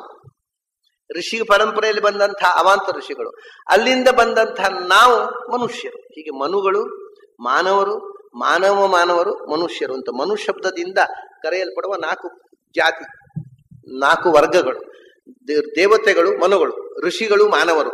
ಋಷಿಗಳ ಪರಂಪರೆಯಲ್ಲಿ ಬಂದಂತಹ ಅನಂತರದ ವಂಶದವರು ಮಾನವರು. ಆ ಪರಂಪರೆಯಲ್ಲಿ ಬಂದಂತಹ ನಾವು ವಿಶ್ವಾಮಿತ್ರ ಗೋತ್ರ, ಭರದ್ವಾಜ ಗೋತ್ರ, ಭಾರ್ಗವ ಗೋತ್ರ, ಆ ಗೋತ್ರ, ಈ ಗೋತ್ರ, ಸಗೋತ್ರ, ವಿಗೋತ್ರ, ಇವರೆಲ್ಲ ಮನುಷ್ಯರು. ಹೀಗೆ ಮನುಶಬ್ದದಿಂದ ಜೀವಜಾತವನ್ನ 4 ವಿಭಾಗ ಮಾಡಿದ್ರು. ಮನುಗಳು, ಮಾನವರು, ಮಾನವರು, ಮನುಷ್ಯರು ಅಂತ. ಹೀಗೆ ಚತ್ವಾರೋ ಮನವಃ, ಇಡೀ ಪ್ರಪಂಚದ ಎಲ್ಲಾ ಜೀವಜಾತವು ಬಂತಿದ್ರಲ್ಲಿ. 4 ಥರದ ಜೀವಜಾತಗಳು. ಮನವಃ ಅಂದ್ರೆ ತಲೆ ಇರುವ, ಯಾಕಂದ್ರೆ ಜಡ ಅಲ್ಲ, ಚೇತನ. ಮನು ಅಂದ್ರೆ ಚೇತನ ಅಂತ ಅರ್ಥ. ಯಾಕೆ ಮನನ ಮಾಡಬಹುದಾದ, ಮನಸ್ಸು ಕೆಲಸ ಮಾಡುವಂತಹ ಜೀವಜಾತಗಳಲ್ಲಿ 4 ಥರ: ದೇವತೆಗಳು, ಋಷಿಗಳು, ಋಷಿ ವಂಶದ ಆರ್ಷೇಯರು, ಆಮೇಲೆ ಮನುಷ್ಯರು. ಹೀಗೆ ಚತ್ವಾರೋ ಮನವಸ್ತಥ ಮದ್ಭಾವಾಹ ಮಾನಸ ಜಾತಾಹ. ಇವರು ಎಲ್ಲರೂ ಸೃಷ್ಟಿಯ ಆರಂಭದಲ್ಲಿ, ಈಗ ಮನುಷ್ಯರು ಭಗವಂತನ ಹುಟ್ಟಿದ, ಹೌದು, ಸೃಷ್ಟಿಯ ಆರಂಭದಲ್ಲಿ ಚತುರ್ಮುಖರಿಂದ ಸೃಷ್ಟರಾದವರು ಎಲ್ಲರೂ, ಪ್ರಾಣಿಗಳು, ಪಶು ಪಕ್ಷಿಗಳು ಸಹಿತ. ಅನಂತರ ಯಾರ್ಯಾರೋ ತಂದೆ ತಾಯಿಗೆ ಹುಟ್ಟುತ್ತಾ ಇರ್ತವೆ, ಸಾಯ್ತಾ ಇರ್ತವೆ. ಹೀಗೆ ಮದ್ಭಾವಾಹ ಮಾನಸ ಜಾತಾಹ ಯೇಷಾಂ ಲೋಕೆ ಇವ ಪ್ರಜಾ. ಒಟ್ಟಿಗೆ ಏನು ಹೇಳಿದಾಗಾಯ್ತು? ಅಹಂ ಸರ್ವಸ್ಯ ಪ್ರಭವಃ ಮತ್ತಃ ಸರ್ವಂ ಪ್ರವರ್ತತೆ ಇತಿ ಮತ್ವ ಭಜಂತೆ ಮಾಂ ಬುಧಾಃ ಭಾವಸಮನ್ವಿತಾಃ. ಒಟ್ಟಿಗೆ ಜ್ಞಾನಿಗಳು ನನ್ನನ್ನು ಭಜನೆ ಮಾಡತಕ್ಕಂಥ ರೀತಿ, ಉಪಾಸನೆ ಮಾಡತಕ್ಕ ರೀತಿ ಇಷ್ಟೇ. ಅಹಂ ಸರ್ವಸ್ಯ ಪ್ರಭವಃ, ನಾನು ಎಲ್ಲವನ್ನೂ ಸೃಷ್ಟಿ ಮಾಡಿದವನು. ಅಷ್ಟೇ ಅಲ್ಲ, ಮತ್ತಃ ಸರ್ವಂ ಪ್ರವರ್ತತೆ, ನನ್ನಿಂದಲೇ ಎಲ್ಲವೂ ತನ್ನ ಚಟುವಟಿಕೆಗಳನ್ನ ಮಾಡ್ತದೆ. ಎಲ್ಲದರ ನಿಯಾಮಕ, ಸ್ಥಿತಿ ಕಾರಣ, ನಿಯಮನ ಕಾರಣ ನಾನು, ನನ್ನಿಂದಲೇ ಎಲ್ಲವೂ ಹುಟ್ಟಿದೆ. ಹೀಗೆ ತಿಳಿದು, ಓಹೋ, ಹಾಗಾದರೆ ಏನ್ ತಿಳ್ಕೋಬೇಕು? ನಾನೇ ಈ ಜಗತ್ತಿಗೆ ಕಾರಣ, ನನ್ನಿಂದಲೇ ಎಲ್ಲವೂ ಸೃಷ್ಟವಾಗಿದೆ, ಅದರಿಂದ ನಾನೇ, ನನ್ನನ್ನು ಬಿಟ್ಟರೆ ಯಾರೂ ಇಲ್ಲ. ಹಾಗಲ್ಲ. ನಿನ್ನನ್ನಲ್ಲಯ್ಯ, ಮತ್ತೆ ಇತಿಮತ್ವ ಭಜಂತೆ ಮಾಂ. ಕೃಷ್ಣ ನಿನ್ನನ್ನು ಹಾಗೆ ತಿಳ್ಕೊಬೇಕು ಹೇಳಿದ್ದಲ್ಲ, ನನ್ನನ್ನು ಹಾಗೆ ತಿಳ್ಕೊ ಅಂತ ಹೇಳಿತ್ತು ಅಂದ. ಇಲ್ಲೇ ಅಹಂ ಸರ್ವಸ್ಯ ಪ್ರಭವ ಮತ್ತ ಸರ್ವಂ ಪ್ರವರ್ತದೆ, ಎಲ್ಲವೂ ನನ್ನಿಂದ ಸೃಷ್ಟವಾಗಿದೆ, ಎಲ್ಲವೂ ನನ್ನ ಅಧೀನವಾಗಿದೆ, ನನ್ನನ್ನು ಬಿಟ್ಟರೆ ಯಾರೂ ಇಲ್ಲ ಅಂತ ತಿಳ್ಕೊಂಡು ಉಪಾಸನೆ ಬಿಟ್ರೆ ದುರ್ಗತಿ. ಹಾಗಲ್ಲ, ನಾನು ಹೇಳಿ ಇತಿಮತ್ವ ಭಜಂತೆ ಮಾಂ, ಎಲ್ಲವೂ ನನ್ನಿಂದ ಸೃಷ್ಟವಾಗಿದೆ ಅಂತ ಯಾರ ನಿನ್ನನ್ನಲ್ಲ ನನ್ನನ್ನು ಉಪಾಸನೆ ಮಾಡಿ, ಅಂದ್ರೆ ಎಲ್ಲವೂ ಭಗವಂತರಿಂದ ಸೃಷ್ಟವಾಗಿದೆ, ಎಲ್ಲವೂ ಭಗವದ್ ಅಧೀನವಾಗಿ ನಿಯತವಾಗಿದೆ ಅಂತ ಯಾರು ತಿಳ್ಕೊಳ್ತಾರೆ ಅವರು ಬುಧಾಹ ಭಾವ ಸಮನ್ವಿತಾಹ. ಹೀಗೆ ತಿಳಿದು ಉಪಾಸನೆ ಮಾಡುವವರು ಬುಧಾಹ, ಅವರು ಜ್ಞಾನಿಗಳು. ಬರೀ ಜ್ಞಾನ ಇದ್ದರೆ ಭಜನೆ ಮಾಡೋಲ್ಲ. ಕೆಲವು ಅವ್ರಿಗೆ ಸುಮಾರಾಗತ್ತೆ. ಈ ಕೆಲವು ಜ್ಞಾನಿಗಳು ಇರ್ತಾರಲ್ಲ, ಅವ್ರಿಗೆ ತಾಳ ಕೊಡಿ ಸುಮಾರಾಗತ್ತೆ. ಚೆ ಯಾರ ಹುಡುಗರ ತಗೊಡಿ, ನಾವು ಭಜನೆ ಮಾಡೋಲ್ಲ ಅಂತಾರೆ. ಅವ್ರು ತಾಳ ಹಿಡಿಸಿದ್ರೆ ನಾಚಿಕೆ ಆಗತ್ತೆ. ಭಜನೆ ಮಾಡ್ಬೇಕಾದ್ರೆ ಜ್ಞಾನ ಸಾಲದು. ಮತ್ತೆ ಭಾವ ಸಮನ್ವಿತ, ಭಾವೋ ಭಕ್ತಿ ರೀತಿ ಪ್ರೋಕ್ತ ಅಂತ. ಜ್ಞಾನದ ಜೊತೆಗೆ ಭಕ್ತಿ ಇದ್ದವರು ಮಾತ್ರ ತಾಳ ಹಿಡಿದು ಭಜನೆ ಮಾಡ್ಯಾರ. ಭಜನೆ ಮಾಡೋದಕ್ಕೆ ತಾಳ ಹಿಡಿಬೇಕಾಗಿಲ್ಲ, ಒಟ್ಟಿಗೆ ಭಗವಂತನ ಮುಂದೆ ಹಾಡಿ ಕುಣಿಯಬೇಕಾದರೆ, ತಾಳ ತಟ್ಟಿ ಕುಣಿಯಬೇಕಾಗಿದ್ದರೆ, ಗೆಜ್ಜೆ ಕಟ್ಟಿ ಕುಣಿಯಬೇಕಾಗಿದ್ದರೆ ಜ್ಞಾನ ಸಾಲದು. ಜ್ಞಾನ ಇದ್ದವರಿಗೆ ಸ್ವಲ್ಪ ನಾಚಿಕೆ ಆಗತ್ತೆ. ಅಂಥ ಸ್ಕಾಲರ್ಸ್ ಗೆಜ್ಜೆ ಕಟ್ಟಿ ಕುಣಿಯೋದಾ? ಛೆ, ದೇವರ ಮುಂದೆ ಕುಣಿಯೋದು ಅಂದ್ರೆ ಏನರ್ಥ? ನಾವು ದೇವರಿಗಿಂತ ಸಣ್ಣವರಾದೇವಲ್ಲ ನಾವು. ಅದು ಇಷ್ಟ ಆಗೋದಿಲ್ಲ ಕೆಲವರಿಗೆ. ಅದರಿಂದ ಭಾವ ಸಮನ್ವಿತ ಅಂತ. ಯಾರು ಭಕ್ತಿಯಿಂದ ಕೂಡಿದ ಬುಧಾಹ, ಜ್ಞಾನ ಮತ್ತು ಭಕ್ತಿ ಈ ಎರಡು ಮೇಳವಿಸ್ಬೇಕು. ಭಕ್ತಿ ಎನ್ನುವುದು ಜ್ಞಾನ ಇಲ್ಲದೆ ಇಲ್ಲ. ಅದಕ್ಕೆ ಹೇಳುದು ಬರೇ ಭಾವ ಅಂದ್ರೆ ಮೂಢಭಕ್ತಿ ಆಗತ್ತೆ, ಬರೇ ಜ್ಞಾನ ಅಂದ್ರೆ ಅಹಂಕಾರ, ಭಕ್ತಿಯೇ ಇಲ್ಲ. ಬರೇ ಭಕ್ತಿ ಅಂದ್ರೆ ಮೂಢಭಕ್ತಿ, ಜ್ಞಾನ ಇಲ್ಲ. ಅದಕ್ಕೆ ಜ್ಞಾನಪೂರ್ವಕವಾದ ಭಕ್ತಿ, ಅನನ್ಯವಾದ ಭಕ್ತಿ, ಸರ್ವೋತ್ತಮತ್ವ ಜ್ಞಾನ, ಮಹಾತ್ಮ್ಯ ಜ್ಞಾನ ಪೂರ್ವಸ್ತು ಸ್ನೇಹ. ಅಂಥ ಭಗವಂತನ ಅನನ್ಯವಾದ ಪ್ರೀತಿ ಇದ್ದವರು ನನ್ನನ್ನು ಆರಾಧನೆ ಮಾಡ್ತಕ್ಕ ರೀತಿ ಇದು. ಏನು? ಎಲ್ಲ ಮನಸ್ಸಿನ ಪ್ರಪಂಚ ಅವನ ಅಧೀನ, ಬಾಹ್ಯ ಪ್ರಪಂಚ ಅವನ ಅಧೀನ. ಎಲ್ಲವೂ ನಿನ್ನಿಂದ, ಎಲ್ಲವೂ ಹುಟ್ಟಿದ್ದು ನಿನ್ನಿಂದ, ಎಲ್ಲವೂ ನಿಯಂತ್ರಿತವಾದ್ದು ನಿನ್ನಿಂದ, ಎಲ್ಲವೂ ನಿನ್ನ ಅಧೀನ ಅಂತ ನನ್ನನ್ನು ಜ್ಞಾನಿಗಳು ಉಪಾಸನೆ ಮಾಡ್ತಾರೆ. ಇತಿ ಮತ್ವ ಭಜಂತೆ ಮಾಂ ಬುಧಾಹ ಭಾವ ಸಮನ್ವಿತಾಹ ಮಚ್ಚಿತ್ತಾಹ ಮದ್ಗತ ಪ್ರಾಣಾಹ ಬೋಧೆಯಂತಹ ಪರಸ್ಪರಂ ಕಥೆಯಂತಸ್ಯ ಮಾಂ ನಿತ್ಯಂ ತುಷ್ಯಂತಿ ಚ ರಮಂತಿ ಚ. ಹೀಗೆ ಮಚ್ಚಿತ್ತಾಹ, ನಿಜವಾದಂತಹ ಜ್ಞಾನ ಭಕ್ತಿ ಇದ್ದವರು, ಅವರ ಮನಸ್ಸು, ಅವರ ಮನಸ್ಸಿನಲ್ಲಿ ಇರತಕ್ಕಂಥ ಚಿಂತನೆ, ಈ ನೆನಪುಗಳು, ಎಲ್ಲ ನೆನಪುಗಳು ಕೂಡ ಅದು ಭಗವಂತನ ಕಡೆಗೆ ಸಾಗಿರುತ್ತವೆ. ಅವರ ನೆನಪುಗಳು ಹಿಂದಿನ ನೆನಪುಗಳು ಉಂಟಲ್ಲ, ಯಾವುದದು? ಅವರ ಸಾಧನೆ, ಅವರ ಹೆಗ್ಗಳಿಕೆ ಅಲ್ಲ. ಮತ್ತೆ ಅವರು ಹಿಂದೆ ಭಗವಂತನ ಕುರಿತು ಮಾಡಿದ ಚಿಂತನ, ಆ ಮಹಾತ್ಮ್ಯ, ಭಗವಂತನ ಚಿಂತನವೇ ಅವರ ಚಿತ್ತದಲ್ಲಿ ತುಂಬಿರುತ್ತೆ. ಅವರ ಎಲ್ಲ ಚಿಂತನ, ಎಲ್ಲ ವಿಚಾರಧಾರೆಯಲ್ಲಿ ಭಗವಂತ ತುಂಬಿರ್ತಾನೆ. ಅವರ ಮನಸ್ಸು ಭಗವನ್ಮಯವಾಗಿ ಬಿಡುತ್ತೆ. ಯಾವುದನ್ನು ಯೋಚನೆ ಮಾಡಿದರೂ ಅದರಿಂದ ಭಗವಂತ ಕಾಣ್ತಾನೆ. ಈಗ ನಾವು ನಮ್ಮ ಹಿಂದಿನ ಒಂದು ಘಟನೆಯನ್ನು ನೆನಪಿಸಿಕೊಳ್ತೇವೆ. ನಾವು ಘಟನೆ, ಆಹಾ ನಾನು ಹೀಗೆ ಮಾಡಿಬಿಟ್ಟೆ, ಅಂತಹ ಸಭೆಯಲ್ಲಿ ಹೀಗೆ ಮಾತಾಡಿಬಿಟ್ಟೆ, ಎಲ್ಲರೂ ಕೈ ಚಿಪ್ಪಾಳೆ ತಟ್ಟಿದ್ರು ಅಂತ ನಾವು ಬೀಗ್ತೇವೆ. ನಿಜವಾದ ಭಗವತ್ ಚಿತ್ರ ಏನಾಗುತ್ತೆ ಅಂದ್ರೆ, ಅವತ್ತು ಭಗವಂತ ಅದ್ಭುತವಾಗಿ ನುಡಿಸಿಬಿಟ್ಟ, ಎಲ್ಲ ಜನರು ಮೆಚ್ಚುವಂತೆ ನನ್ನ ಬಾಯಿಂದ ನುಡಿ ಹೊರಡಿಸಿಬಿಟ್ಟ ಅಂತ ಭಗವಂತನನ್ನು ನೆನಪಿಸಿ. ಇಷ್ಟು ಇದೇ ಮಚ್ಚಿತ್ತಾಹ ಅಂದ್ರೆ, ನಾವು ಮಾಡಿದ ಒಂದೊಂದು ಕೃತ್ಯಕ್ಕೂ ನಮ್ಮ ಹೆಗಲನ್ನೇ ನಾವು ತಟ್ಟಿಕೊಳ್ಳುವುದು. ಆ ಕೃತ್ಯದ ಹಿಂದೆ ಭಗವಂತ ಒಳಗೆ ಕೂತು ನಡೆಸಿದಂಥ ಆ ವಿಚಿತ್ರ ಲೀಲೆಯನ್ನ ನೆನಪಿಸಿಕೊಳ್ಳುವುದು. ಇದೇ ಇಷ್ಟೇ ವ್ಯತ್ಯಾಸ. ಜ್ಞಾನಿಗಳು ಮಚ್ಚಿತ್ತಾಹ, ಪ್ರತಿಯೊಂದು ಘಟನೆಯ ಹಿಂದೆ ನನ್ನನ್ನು ನೆನಪಿಸಿಕೊಳ್ತಾರೆ. ಮತ್ತೆ ಏವೇತಿ ತಾನು ವಿಧಿ, ಎಲ್ಲ ಭಗವಂತರಿಂದ ಆಯಿತು, ಎಲ್ಲ ಭಗವಂತರಿಂದ ಆಯಿತು, ದೇವರು ಮಾಡಿಸಿದ. ಇದೇ ಥರ ಮಾತಾಡ. ದೇವರು ಮಾಡಿಸಿದ ಅಂತ ಬಾಯಲ್ಲಿ ಯಾರು ಹೇಳ್ಬೋದು, ನಾಟಕ ಕಂಪನಿಯವರು ಹೇಳ್ಬೋದಲ್ವಾ? ಅದಕ್ಕೆ ಮಚ್ಚಿತ್ತ ಅಂತ ಬಾಯಲ್ಲಿ ಹೇಳೋದು ಮುಖ್ಯ ಅಲ್ಲ. ಬಾಯಲ್ಲಿ ಹೇಳಲಿಕ್ಕೆ ಎಲ್ಲರೂ ನಾಸ್ತಿಕರು ಕೂಡ ಎಲ್ಲ ದೇವರು ಮಾಡಿಸೋದು. ಯಾಕಂದ್ರೆ ಹಾಗೆ ಹೇಳಿದ್ರೆ ಜನ ಮೆಚ್ಚುತ್ತಾರೆ ಅಂತಂದ್ರೆ ಯಾರು ಹೇಳ್ಬೋದು. ಹೇಳುವುದು ಮುಖ್ಯ ಅಲ್ಲ, ಮನಸ್ಸಿನಲ್ಲಿ ಇರೋದು ಮುಖ್ಯ. ಅದು ಮಚ್ಚಿತ್ತಾಹ. ಮತ್ತೆ ಮದ್ಗತ ಪ್ರಾಣಾಹ, ಅವರು ಮಾಡುವ ಎಲ್ಲ, ಪ್ರಾಣ ಅಂದ್ರೆ ಬದುಕಿನ ನಡೆ, ನಡೆಯುವ ರೀತಿ, ಜೀವನ ಕ್ರಮ, ಅವರ ಬದುಕಿನ ಎಲ್ಲ ನಡೆಯೂ ಮದ್ಗತ. ಅವರು ಸ್ವಗತ ಅಲ್ಲ. ನಾನು ನನ್ನ ಹೆಂಡತಿ ಮಕ್ಕಳಿಗೋಸ್ಕರ ನಾನು ಬದುಕುವುದಲ್ಲ. ಮತ್ತೆ ಭಗವಂತನ, ನನ್ನ ಪ್ರತಿಯೊಂದು ಜೀವನದ ಹೆಜ್ಜೆಯು ಭಗವಂತನ ಅರಿವಿನ ಕಡೆಗೆ ಸಾಗಬೇಕು. ಇದು ಮದ್ಗತ ಪ್ರಾಣ. ಬದುಕಿನ ಎಲ್ಲ ನಡೆ ನುಡಿಗಳನ್ನು ಭಗವಂತನ ಕಡೆಗೆ ಟ್ಯೂನ್ ಮಾಡಿದವರು. ನಡೆ ನುಡಿ ಆದ್ಮೇಲೆ ಮತ್ತೆ ಮನಸ್ಸು, ಮಾತು ಕೃತಿ ಮನಸ್ಸು, ಮೂರು ತಾನೆ. ಮನಸ್ಸನ್ನು ಭಗವಂತನಲ್ಲೇ ನೆಲೆಗೊಳಿಸಿದವರು, ನಡೆ ನುಡಿಯನ್ನು ಭಗವಂತನೆಡೆಗೆ ಟ್ಯೂನ್ ಮಾಡಿದವರು. ಇವರೇ ಮಚ್ಚಿತ್ತಾಹ ಮದ್ಗತ ಪ್ರಾಣಾಹ. ಅವ್ರು ಏನ್ ಮಾಡ್ತಾರೆ? ಬೋಧೆಯಂತ ಪರಸ್ಪರ, ನಿಮಗೆ ಗೊತ್ತಾ ಭಗವಂತನ ವಿಷಯ ಅಂತ ಪರಸ್ಪರ ಸಿಕ್ಕಿದಾಗೆಲ್ಲ ಭಗವಂತನ ಬಗ್ಗೆ ಮಾತಾಡ್ತಾರೆ. ನಮಗೆ ಮೊನ್ನೆ ಒಂದು ಅನುಭವ ಆಯ್ತು. ಏನ್ ದೇವರ ಲೀಲೆ. ಆಚಾರ್ಯ ಹೇಳ್ತಾರೆ ನೋಡಿ, ಬಹುಚಿತ್ರ ಜಗದ್ಬಹುದಾಕರಣಾತ್ ಪರಶಕ್ತಿರನಂತ ಗುಣ ಪರಮಃ. ಒಂದೊಂದು ಸಂಗತಿಯನ್ನು ನೋಡಿದಾಗಲೂ ಭಗವಂತನ ಸೃಷ್ಟಿ ಎಷ್ಟು ವಿಚಿತ್ರ, ಏನು ಅದ್ಭುತ, ಹೀಗೆ ಕಾಣುವುದವರಿಗೆ ಬೇರೆ ವಿಷಯವೇ ಕಾಣುವುದಿಲ್ಲ. ಪ್ರತಿಯೊಂದು ಸಂಗತಿ ನೋಡಿದಾಗಲೂ ಇದರ ಹಿಂದೆ ಇರುವ ಭಗವಂತ ಏನು ವಿಚಿತ್ರ, ಏನ್ ದೇವರ ಲೀಲೆಯಪ್ಪ ಅಂತ ಒಂದೊಂದು ಸಂಗತಿಯನ್ನು ಕೂಡ ತಮ್ಮ ಜೀವನ ನಡೆದ ಒಂದೊಂದು ಘಟನೆಯನ್ನು ಅದು ಭಗವಂತನ ಒಂದು ಪ್ರಸಾದಾತಿಶಯ ಅನ್ನುವ ರೀತಿಯಿಂದ ಮಾತಾಡಿಕೊಡ್ತಾರೆ. ಬೋಧೆಯಂತಹ ಕಥೆಯಂತಶ್ಚ, ಇವರವರಿಗೆ ಹೇಳೋದು, ಗೊತ್ತಿಲ್ಲದೆ ಇದ್ದದನ್ನು ತಿಳಿಸೋದು, ಗೊತ್ತಿದ್ದದನ್ನು ಕಮ್ಯುನಿಕೇಟ್ ಮಾಡೋದು, ಇದೆ ಬೋಧೆಯಂತಹ. ಕೆಲವು ವಿಷಯ ಗೊತ್ತಿಲ್ಲದೆ ಇದ್ದದನ್ನ ತಿಳಿಪಡಿಸಬೇಕಾಗತ್ತೆ. ಆಮೇಲೆ ಗೊತ್ತಿದ್ದವರಿಗೆ ಕಮ್ಯುನಿಕೇಟ್ ಮಾಡ್ಬೇಕಲ್ಲ, ಗೊತ್ತಿಲ್ಲದ ಸಂಗತಿ. ಹೀಗೆ ಸಂಗತಿಗಳನ್ನ ತಿಳಿಸ್ತಾ ಕಮ್ಯುನಿಕೇಟ್ ಮಾಡ್ತಾ, ಕಥೆಯಂತಶ್ಚ ಮಾಂ ನಿತ್ಯಂ, ಅವರ ಮಾತುಕಥೆಯಲ್ಲಿ ಎಲ್ಲ ನಾನೇ ತುಂಬಿರ್ತೇನೆ. ನಡೆ ನುಡಿ ಮಾತು ಕೃತಿ ಎಲ್ಲ ಒಂದೇ, ಏಕಮುಖ ಭಗವನ್ ಮುಖ. ಹೇಗ್ ಮಾಡ್ತಾರೆ? ತುಷ್ಯಂತಿ ಚ ರಮಂತಿ ಚ. ಅಲ್ರಿ, ಬರೇ ನಾವೆಲ್ಲ ಆಚೆ ಮನೆಯವರು ಈಚೆ ಮನೆಯವರು, ಆ ಹೆಂಗಸು ಹೀಗೆ ಈ ಹೆಂಗಸು ಹಾಗೆ ಎಲ್ಲ ಮಾತಾಡ್ತೇವೆ. ಹಾಗೆಲ್ಲ ಮಾತಾಡುದಿಲ್ಲ ಅವರು. ಮತ್ತೆ ಹೇಗೆ ಹೊತ್ತು ಹೋಗುತ್ತೆ ಅಂತ ಆಶ್ಚರ್ಯ ಅವರಿಗೆ. ಆಮೇಲೆ ಇದ್ದವ್ರನ್ನ ಕ್ರಿಟಿಸೈಸ್ ಮಾಡಿದ್ರೆ ಹೊತ್ತೆ ಹೇಗೆ ಹೋಗುತ್ತೆ? ಅವ್ರ ತುಷ್ಯಂತಿ ಚ ರಮಂತಿ, ಆನಂದವಾಗಿರ್ತಾರೆ ಅವರು. ಅವರಿಗೆ ಇಡೀ ಜೀವನ ಆನಂದಮಯವಾಗಿರುತ್ತಪ್ಪ. ಟೆನ್ಷನೇ ಇಲ್ಲ, ಬೇಡವಾದ ವಿಷಯದ ಚಿಂತೆ ಇಲ್ಲ, ಹಾಗೆ ಹೀಗೆ ಅಂತ ಕೆಟ್ಟ ಯೋಚನೆಗಳಿಲ್ಲ, ತಲೆ ನಿರ್ಮಲವಾಗಿರುತ್ತೆ, ಪ್ಲೆಸೆಂಟ್ ಆಗಿರುತ್ತೆ. ಅದನ್ನ ರಮಂತಿಚ, ಆನಂದವಾಗಿರ್ತಾರೆ ಅವರು. ಯಾಕೆ ಇದನ್ನೆಲ್ಲ ಯಾಕಾಡಲು? ತುಷ್ಯಂತಿ, ತುಷ್ಟಿ ಅಂದ್ರೆ ಸಾಕು.